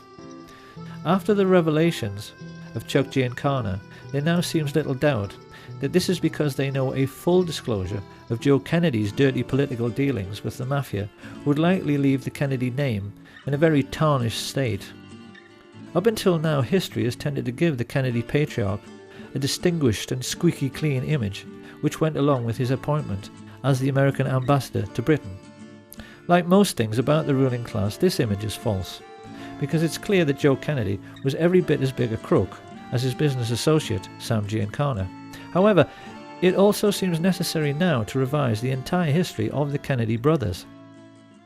The reputation of Edward Kennedy never recovered from the Chappaquiddick incident, in which Mary Jo Kopechne lost her life when she drowned in his overturned car when he allegedly drove off this unlit bridge whilst under the influence. At the time, the public believed this was a married man misbehaving, but it's come to light recently that our old friends Frank Sturgis and E. Howard Hunt were seen in the Martha's Vineyard area just prior to the accident. Once again, it's the same dirty people pulling the same dirty tricks. The media's treatment of this affair destroyed any chance Edward Kennedy might have had of becoming president, and we do now have to wonder if this was yet another example of the CIA controlling public opinion. To the same end, it is also now clear why such venerable institutions as the BBC and other prominent European broadcasters have assisted in the cover-up. They always knew the Kennedy assassination was a can of worms, and that if the whole truth in the story were pursued vigorously, it would lead right back to the gates of Auschwitz and the obscene profits which Europe's royalty and heads of state made from their investments in slave labour. This is a brutal truth which the West must now confront, and an equally brutal problem the United States must now face is the question of what has happened to the US military in the intervening years since it murdered its own commander-in-chief. The answer is that America's armed forces are now completely controlled by the American mafia. The mob don't even need hitmen anymore. They use United States Marines as assassins. They are, as Sam Giancana said, one organization who keep a low profile while they control the world as a business. And in an effort to prove this is so, in 1998, Pastor Rick Strawcutter videotaped a quite remarkable interview with Kay Pollard Griggs, formerly the wife of Colonel George Griggs, who for many years was the head of NATO. He was also an alcoholic of that well-known kind who are shy and unable to communicate when they are sober, but who then cannot stop talking once they have a drink. During the course of a stormy marriage, punctuated by periods of domestic violence, which cost Kay Griggs many black eyes and broken bones, she learned that her husband had been turned into a brutal psychopath as a consequence of his military training, which included induction into what is known as the Pink Triangle, the Cherry Marines. Over the years, far too much has been written about Lee Harvey Oswald. But what is remarkable is that few historians were ever aware that, like most Marines who worked in intelligence, he was homosexually recruited and was part of the same-sex club which included Jack Ruby, George Senator, and David Ferry. Kay Griggs explains that these selection procedures came into the US military when the cream of the death's head sporting Nazi top brass joined the American ranks at the war's end. Ever since then, the Greek and Spartan traditions which Hitler so admired, and which were integral to the German army, have found their way into American military culture and are now manifest in the way that the old skull and bones procedure for identifying and, most importantly, controlling rising stars is now used to select the top brass of the future. In a nutshell, boy soldiers who want to rise in the ranks can only do so by doing favors for the older men. So George Bush I mean, all these people rise up through the ranks, the same club. Right. No wonder, you know, I saw a little TV clip one time where a reporter was asking George Bush and others about the Order of the Skull and Bones. You were both in Skull and Bones, the secret society. It's so secret we can't talk about it. What does that mean for America? I mean, if this really got out, that these guys are all inducted because they've got some kind of homosexual thing on them. Indoctrination. I mean, or induction. They have to do that. Yeah. They do that. Yeah. Even in a coffin. And it's even now coming into the military totally. The chiefs do that. They put them in the coffin. They do the bowling ball trick. Okay, you're going to explain this. What happens when you get in the coffin? Why do you get in a coffin? Oh, they get, when you get your eagles, that's a German thing. Okay. You know, it's what the German high command did, and most of them, you know, had the boyfriends and stuff, the Krupps and all of that. It is a German thing that they say goes back to Greece, and it's all the male Marine-looking men that they do it with. See? So now the chiefs have to do that. What they do is they get, George said it's like a zoo. They get everybody really drunk, and they sometimes call it dining in. Shellback is another time that they do it. Not everybody does it, but the ones who do it, if they're young, they get right up to the top. It's a... okay, well, what actually do they do? They've got a coffin, they get inside anal this... sex. Oh, that. They put them in the coffin and they do things. This is how military recruits are now controlled. And the mafia military exert a similar hold over all career politicians. At some time on the way up, they are manoeuvred into a compromising position, usually through the use of two-way mirrors in a brothel. And once the mafia military have got something on them, the career politicians, judges, senior police officers and media moguls face a stark choice. Either take your payoff, which is usually worth millions of dollars, or go to jail for life for your misdemeanor. It is with these kinds of tactics, first used by Sam Giancana in the 1930s, that what are now known as the 5 mafia families of the New York metropolitan area, the Genovese, Gambino, Lucchese, Colombo and the Bonanno, control all politics in the United States, and through their business arrangements with the 5-star generals and CIA, control all cocaine and heroin trafficking throughout the entire world. After the dust had settled on the Kennedy assassination, Sam Giancana explained to his younger brother that the mob and the CIA had taken care of JFK together because they were essentially two sides of the same coin. In the last 50 years, that relationship between these two secret societies has become even closer, to the point where they are now indistinguishable. The people who live in the third world are so well aware of what is really going on, they have come to call the CIA the cocaine importing agency. The World Wide Web now abounds with proof to back this up.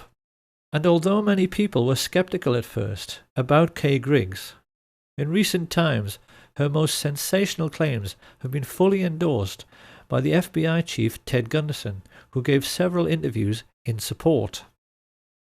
This cult was involved in distributing drugs up and down the East Coast, drugs that were being flown in from Southeast Asia in military and planes. The operation was by the certain Army personnel and also CIA. She told me that there were generals involved in the drug operation. There were police officers and at least 2 attorneys in the Fayetteville, North Carolina area. The path that this led me down is mind-boggling. Over the last 23, 24 years, I have developed so much information about the situation as it exists in our great country and gone public with it as much as possible, and yet I am being ignored. What is basically happening is that the United States military use Air Force bases in Europe to connect with the Third World, particularly Pakistan and Afghanistan, where the poppy fields are cultivated. This is the real reason for the conflict in Afghanistan. It's to protect the record harvests of heroin which almost ended when the Taliban took power. But they don't tell the soldiers this, and it's a truth you'll never hear on NBC or BBC. Having brought the refined cocaine and heroin into Europe and the United States, it is then passed on to the mafia for sale at street level, sometimes by police officers in uniform. It's an arrangement which nets the generals and the mafia chiefs billions, and the fact that someone of Ted Gunderson's credibility was completely ignored when he went public with this information underlines the fact that our entire mainstream media, as well as the entire justice system, has been bought off. So the question must now be asked, if this shadow government of the world's only superstate can get away with the murder of a president and through their wealth be in total control of the United States military, media, and the justice system, what else might they be getting away with? Could it possibly be that the serious researchers have been right all along? And remembering what happened to Flight 553, that 9/11 truly was one huge confidence trick?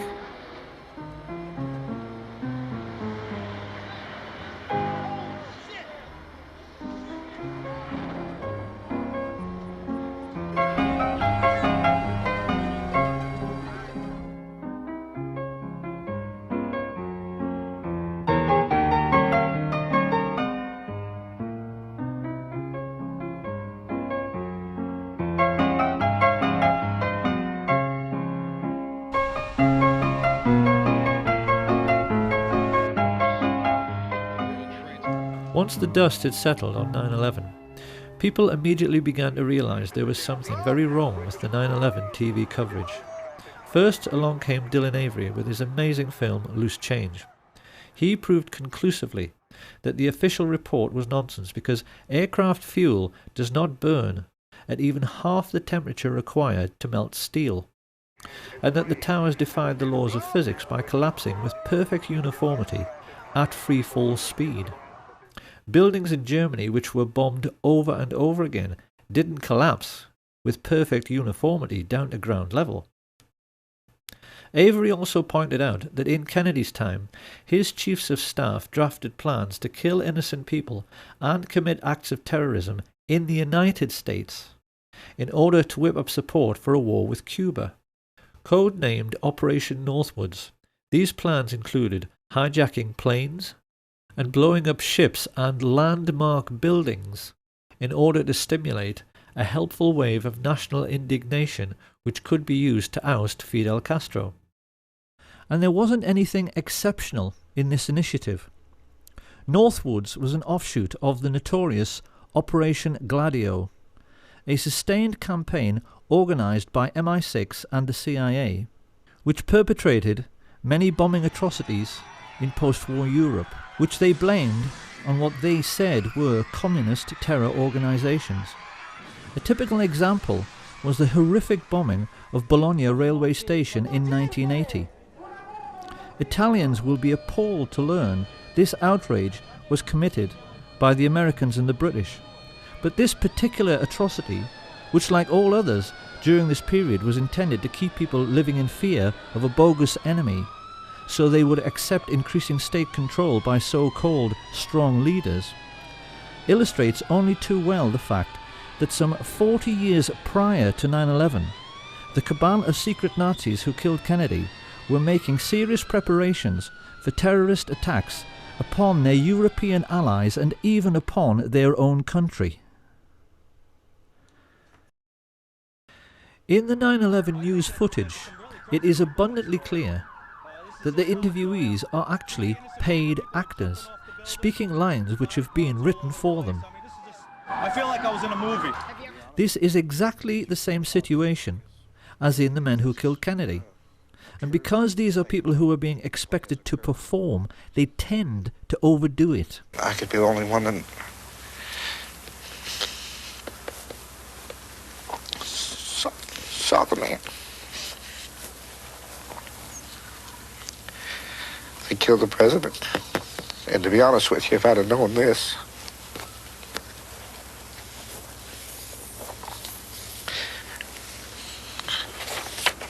I wouldn't have given any interview. it is perfectly clear that the 9/11 street people are trying much too hard to convince their audience. Approximately several minutes after the first plane had hit, I saw this plane come out of nowhere and just ream right into the side of the Twin Tower, exploding through the other side. And then I witnessed both towers collapse, one first and then the second, mostly due to structural failure because the fire was just too intense. 9/11 was in reality just another CIA special effects movie production. And it really has become the Kennedy assassination's long-lost twin, because witnesses who know the truth of what really happened are all being murdered. This didn't stop some people from immediately pointing out that the London Tube bombings were a hoax. The alleged terrorists couldn't have ridden into London on a train which was cancelled. And seasoned researchers are now becoming quite surprised at how sloppy and obvious these alleged terrorist acts are becoming. Any detective would instantly realise the Woolwich terror incident was a joke. We were shown pictures of a supposedly decapitated man lying prone on the street.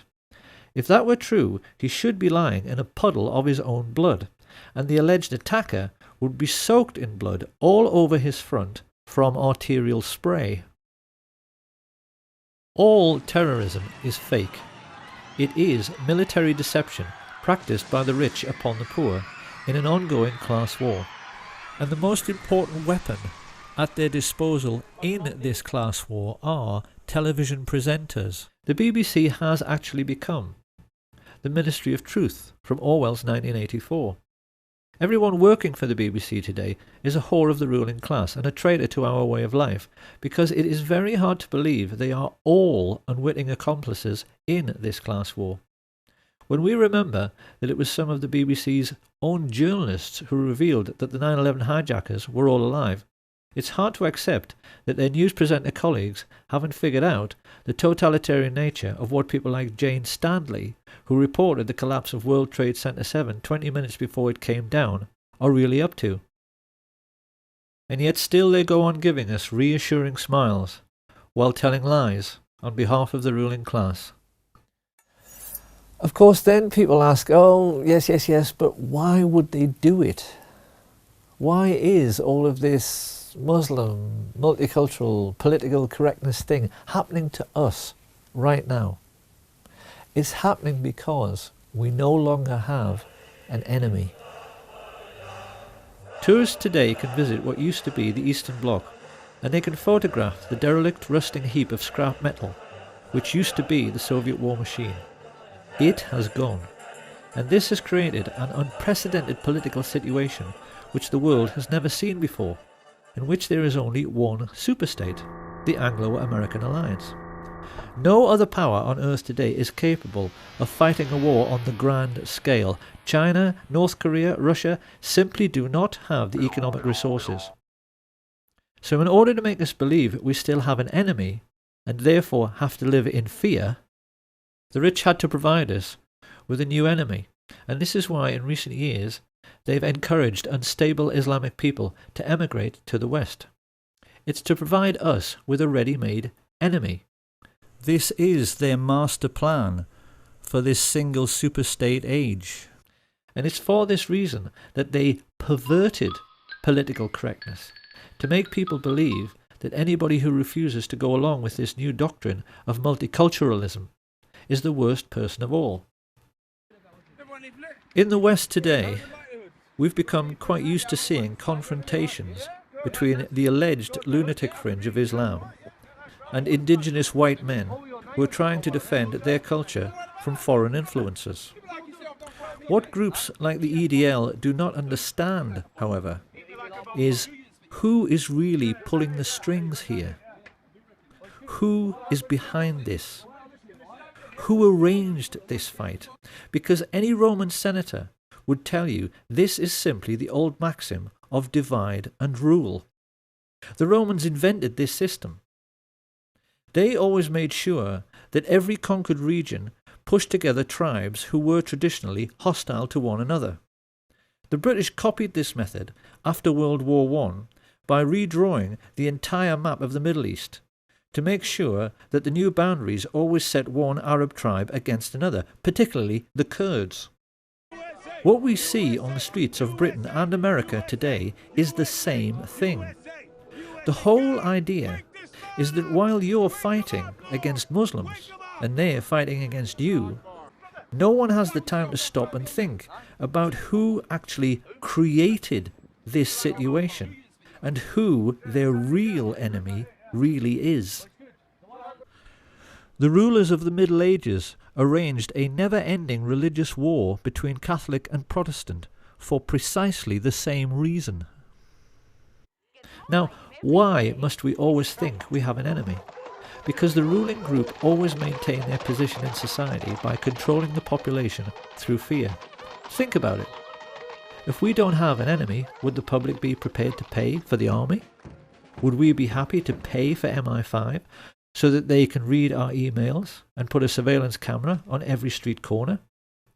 Big Brother has to have an excuse for watching us all the time. And what they call national security is always the perfect excuse.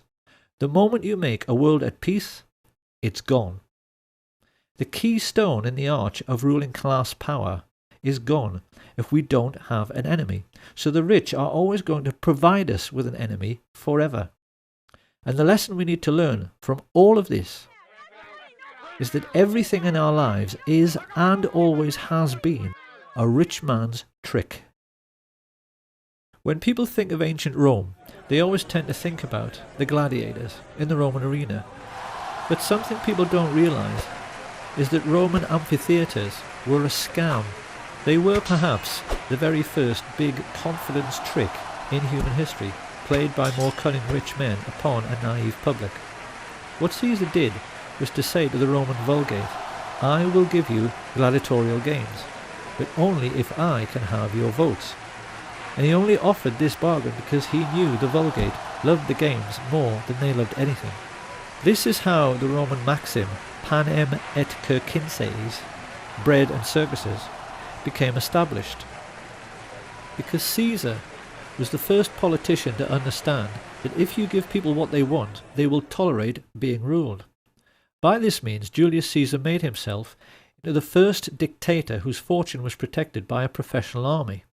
And everything that every ruler has given us since Caesar has simply been another rich man's trick. Religion is a rich man's trick.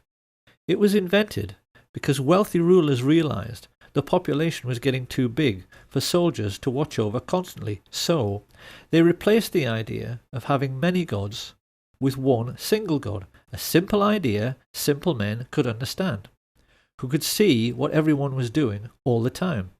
The idea of one God became the surveillance video of the ancient world.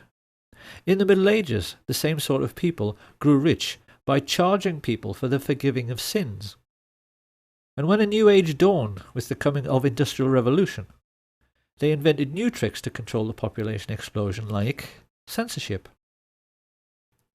Every grown-up knows that there is one law for the rich and one law for the rest, because the justice system is a rich man's trick. Mafia godfathers like Sam Giancana walked free from American criminal courts over and over again by taking the Fifth Amendment, because it is a criminal's law. And it's the same with everything else. The media is a rich man's trick. The tax system, because the rich never pay any tax, is a rich man's trick. Political correctness is a rich man's trick. The murder plot to kill Lady Diana Spencer was a rich man's trick. And the War on Terror, 9/11, the London Tube bombings, the Woolwich terror attack, the Kennedy assassination, all of it is simply another rich man's trick controlling how we think. Now, once again, it is very easy at this point to imagine the reaction of conservative politicians, who will of course try to laugh this off and scoff. Everything is a rich man's trick? Are we seriously suggesting that the Cold War was a rich man's trick? Now, in your research and analysis and your efforts to bring out the facts about what was going on in our society, did you encounter any effort to discourage you, to prevent you from bringing out the background of America's involvement in the financing of international communism? Yes, very definitely. For example, when I was at the Hoover Institution, in 1972, I went to Miami Beach to give some testimony before the Republican National Committee. And although a congressman had hand-delivered to the wire services this testimony, which was later printed, the wire services refused to transmit it to the newspapers. Then when I got back to the Hoover Institution in California, I was called into the office of the director, and I was told in no uncertain terms not to make any more speeches like that, and that this information should not be made public. This was the information that we were giving the Soviet Union the technology to develop its war potential? Oh yes, at that time we were in Vietnam, and as you know, the Soviets were supplying the North Vietnamese. This was 1972. 1972, yes. And for example, I knew that the Gorky plant, which was built by the Ford Motor Company, the Gorky plant in Russia produces the Gaz series of vehicles. The Gaz vehicles had been seen on the Ho Chi Minh Trail. We were supplying equipment to the Gorky plant in the middle of the Vietnamese War, and these trucks were being used to carry ammunition supplies, which were killing Americans. Now, I thought this was morally wrong, and I said so at Miami Beach and at the Hoover Institution. And it was this type of information that was suppressed. The rich would much rather we didn't think at all, and certainly not about the wise words of the columnist Claire Rayner, who once famously said that the only reason we now have to live under kings and queens and presidents is that in past ages their ancestors were the best thieves. In the Middle Ages, when the king was feeling greedy and wanted to pay for a new mistress or grand new palace, he simply sent out his robber barons to steal half the herd of every local farmer, and if they complained, the robber barons would say the king needed to feed the army, or some similar excuse. That is how it was done then. But today, the ruling class face a different problem. We now live in an industrial age, and as George Orwell explains in his novel 1984, if the machine age was directed solely with the intention of making the common people physically comfortable, in a mega-productive computer-controlled epoch, we could soon all live like millionaires. But think what this would mean. If we're all millionaires, we all fly first class, so the king and the queen and the president have to wait in a queue with everyone else. And do you honestly believe the Queen of England would wait in a queue behind you? If we're all millionaires, we all play golf. The king and the president can't get on the course, and there's no room on their exclusive beach. Orwell himself would have said the most important single sentence in 1984 was this one: if it once became general, wealth would confer no distinction. Our lords and masters are not going to wait in queues with the rest of us. So the special problem which fat cats face today is how to keep the wheels of industry turning, because as Orwell explains, the oligarchs have to make use of the masses without significantly raising the general standard of living. This is a more sophisticated age, so the robber barons need a more sophisticated means of stealing most of the wealth and of keeping most of the common people in poverty. What the rich face today is a situation in which the common people spend most of their lives on a 9-to-5 treadmill. They make things in factories, they grow things and harvest them, they teach in the schools, nurse in the hospitals, and as a result of their daily labours, a huge mountain of money is produced. Now the rulers have a problem. How can they keep the ordinary people hard at work so they're too exhausted at the end of every day to think about whether this is a fair system? The solution, as Sam Giancana explained, is to invent a foreign enemy, a boogeyman, who wants to conquer the whole world. This becomes a perfect excuse to make people pay for a sophisticated array of increasingly expensive weapons which are made by companies which the fat cats themselves own. And in one neat little scam, the modern robber baron has a means of stealing most of the wealth produced by Western society while leaving the common people with just enough crumbs to keep them going. Every year, America's oligarchs take $3 trillion out of the United States economy. According to some estimates, we cannot track $2.3 trillion in transactions. $2.3 trillion with a T. That's $8,000 for every man, woman, and child in America. This is how the rich have rigged the system, so that it benefits them at the expense of everyone else all the time. But in order to keep this fraud going, the public must always be convinced of the need for military expenditure. This is where all the phony terrorism comes in. And if we want to find out who is behind this ongoing hoax, we only have to look at Securicom, the company in charge of World Trade Center security, who removed all guards and sniffer dogs from the buildings on September 10th, so that the charges which brought down the towers in controlled explosions could be planted. If we now ask, who is the chief of Securicom, who do we find? Marvin P. Bush, brother of George W. Bush, son of the man who orchestrated the plot to assassinate President Kennedy, and grandson of the man who made the family fortune from Auschwitz slave labour. The Bush family and their rich friends have been behind all of it. During his time as president, George W. Bush connived with Tony Blair to introduce a deliberate policy of allowing unbalanced and aggressive Muslims to flood into Western countries. They did this in the hope that they would commit atrocities in their adopted countries, and they were actually delighted when the Washington DC sniper and the Fort Hood shootings made headlines, because they knew such events would make it easier for the public to swallow the idea that 9/11 was simply more typical Islamic terrorism. The truth is that Islam is simply being used like a pawn on a chessboard in a game the fat cats have been playing since World War I.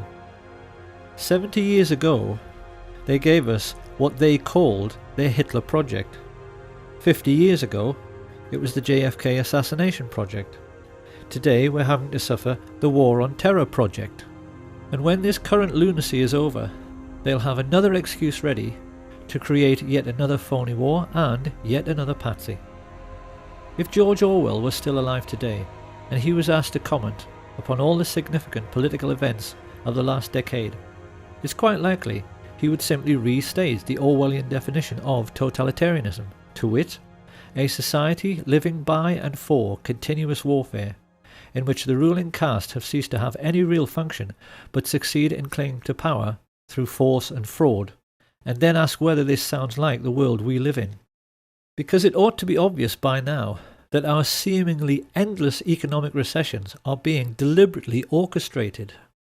In today's world, the commodities markets are arranged in such a way that the price of virtually everything, particularly food, hardly ever changes. So how then can it be that the price of oil increased tenfold in the last decade? Economists are now tacitly agreeing that this was due to financialization, which is just a fancy way of saying rich creeps like the Bush family and their merchant banking friends used their trillionaire fortunes to rig the market. Why did they do this? Because great entrepreneurs like Stelios, with their budget air travel, had managed to break the cartel of the major airlines. Ordinary working families had begun living a jet-set lifestyle.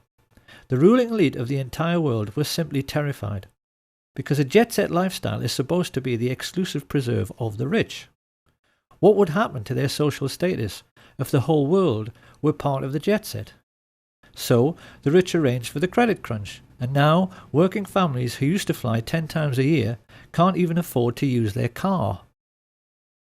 What George Orwell understood better than anyone is that every age is basically the same. It is always a story in which a small elite group of greedy people cling to unjust power and privileges by practicing an ongoing deception upon their followers. Caesar did it with bread and circuses in the Roman arena. George Bush did it with false flag terrorism on 9/11. British newspapers have told their readers that the Queen of England is only the 10th richest person in the UK, with a fortune of £3 billion. But experts who have calculated her real wealth reckon that her ownership of 1/6 of all the land on planet Earth puts her true fortune nearer to 22 trillion. And they also estimate the true wealth of the Queen's merchant bankers, the Rothschilds, the people who started all of this greed by lending money to the Harrimans and the Morgans, to be at least 100 trillion. So finally, we have to ask, what is to be done about all this? For in the case of America, it is obvious that in order to honour the memory of President Kennedy Americans are now duty-bound to finish his work by finally ending the worldwide tyranny of the CIA. The time has come for ordinary Americans to ask their strong men in uniform just exactly what and who they think they are defending. And they better not take too long about it. Having established Islam in the West in order to provide us with an enemy, the elite have recently started on the second phase of their master plan, which is to wipe out anyone who is sick or disabled. In Britain, this has been manifest in the Atos scandal, which has stopped all welfare payments to people with terminal illnesses and allowed invalids who in some cases have no limbs to starve to death. The extermination of anyone considered feeble-minded or infirm was exactly how the Nazi regime began. And now they've started doing it again. What most amazes me in all of this is the naivety of the good people in the truth movement, who go on and on and on saying they want an independent inquiry. The Bush family and their rich friends are not going to investigate themselves. And there isn't any authority on earth above that of the ruling class, so it's never going to happen. These people have got the police and the judges and the justice system completely under their control. The Queen of England cannot be prosecuted for anything, not even genocide, in a Crown Court, because the Crown Courts are hers. She owns British justice. The only way to change our corrupt system is through revolution. Everyone has to sign up to the Revolution Now website, and then the people have to march on Washington, just as they did for CIA agent Barack Obama's inauguration. Only this time they need to kick him and every other crooked politician out and take power genuinely for the people's sake. And once again, they better not take too long about it, because the last time the rich decided to play a really big trick on the world, 6 million lives were extinguished. Supposing they decide to give us the world's first incidence of phony nuclear terrorism by dropping an atomic bomb on Cleveland or Birmingham or on Chicago, what then? But perhaps Chicago itself might be a good place to pause and offer a word of warning to the citizens of the United States before they start thinking about the next American Revolution. We should always remember that Al Capone was seen as a hero by the ordinary working people of his own time because he gave them what they wanted: booze, sex, gambling and drugs. And some Americans have even been candid enough to admit this. We all play numbers, we all go to the racetrack, you know what I mean? We all cheat a little bit. It hardly needs saying that Giancana, Marcello and Trafficante would have gone out of business in no time if ordinary Americans hadn't been so fond of cocaine. And in the post-war period, many writers have noted the way in which the United States not only manifestly tolerated organized crime, but even seemed to be enchanted by it. It's a cultural phenomenon which has led many foreigners to wonder whether there is some sort of latent criminality in the very fabric of American society, because there does seem to be some sort of tacit agreement amongst all Americans that killing a man should always be considered an option if it looks as if he might cost you a large sum of money. Suppose we'll have to kill him. I don't suppose you have any ideas on that, Diana. Well, what would you fellas say to an assassination? I hope you don't have any hidden tape machines in this office, Frank. We're talking about a capital crime here. I'd like to hear some more opinions on that. Look, I don't see we have any option, Frank. Let's kill the son of a bitch. This film is likely to leave Americans with the impression that JFK was assassinated by a corrupt and brutal ruling class. Perhaps they should ask themselves if they are quite sure that he wasn't simply killed by America. So it seems that finally we are left with a very simple question. What kind of society is it which kills its own best men.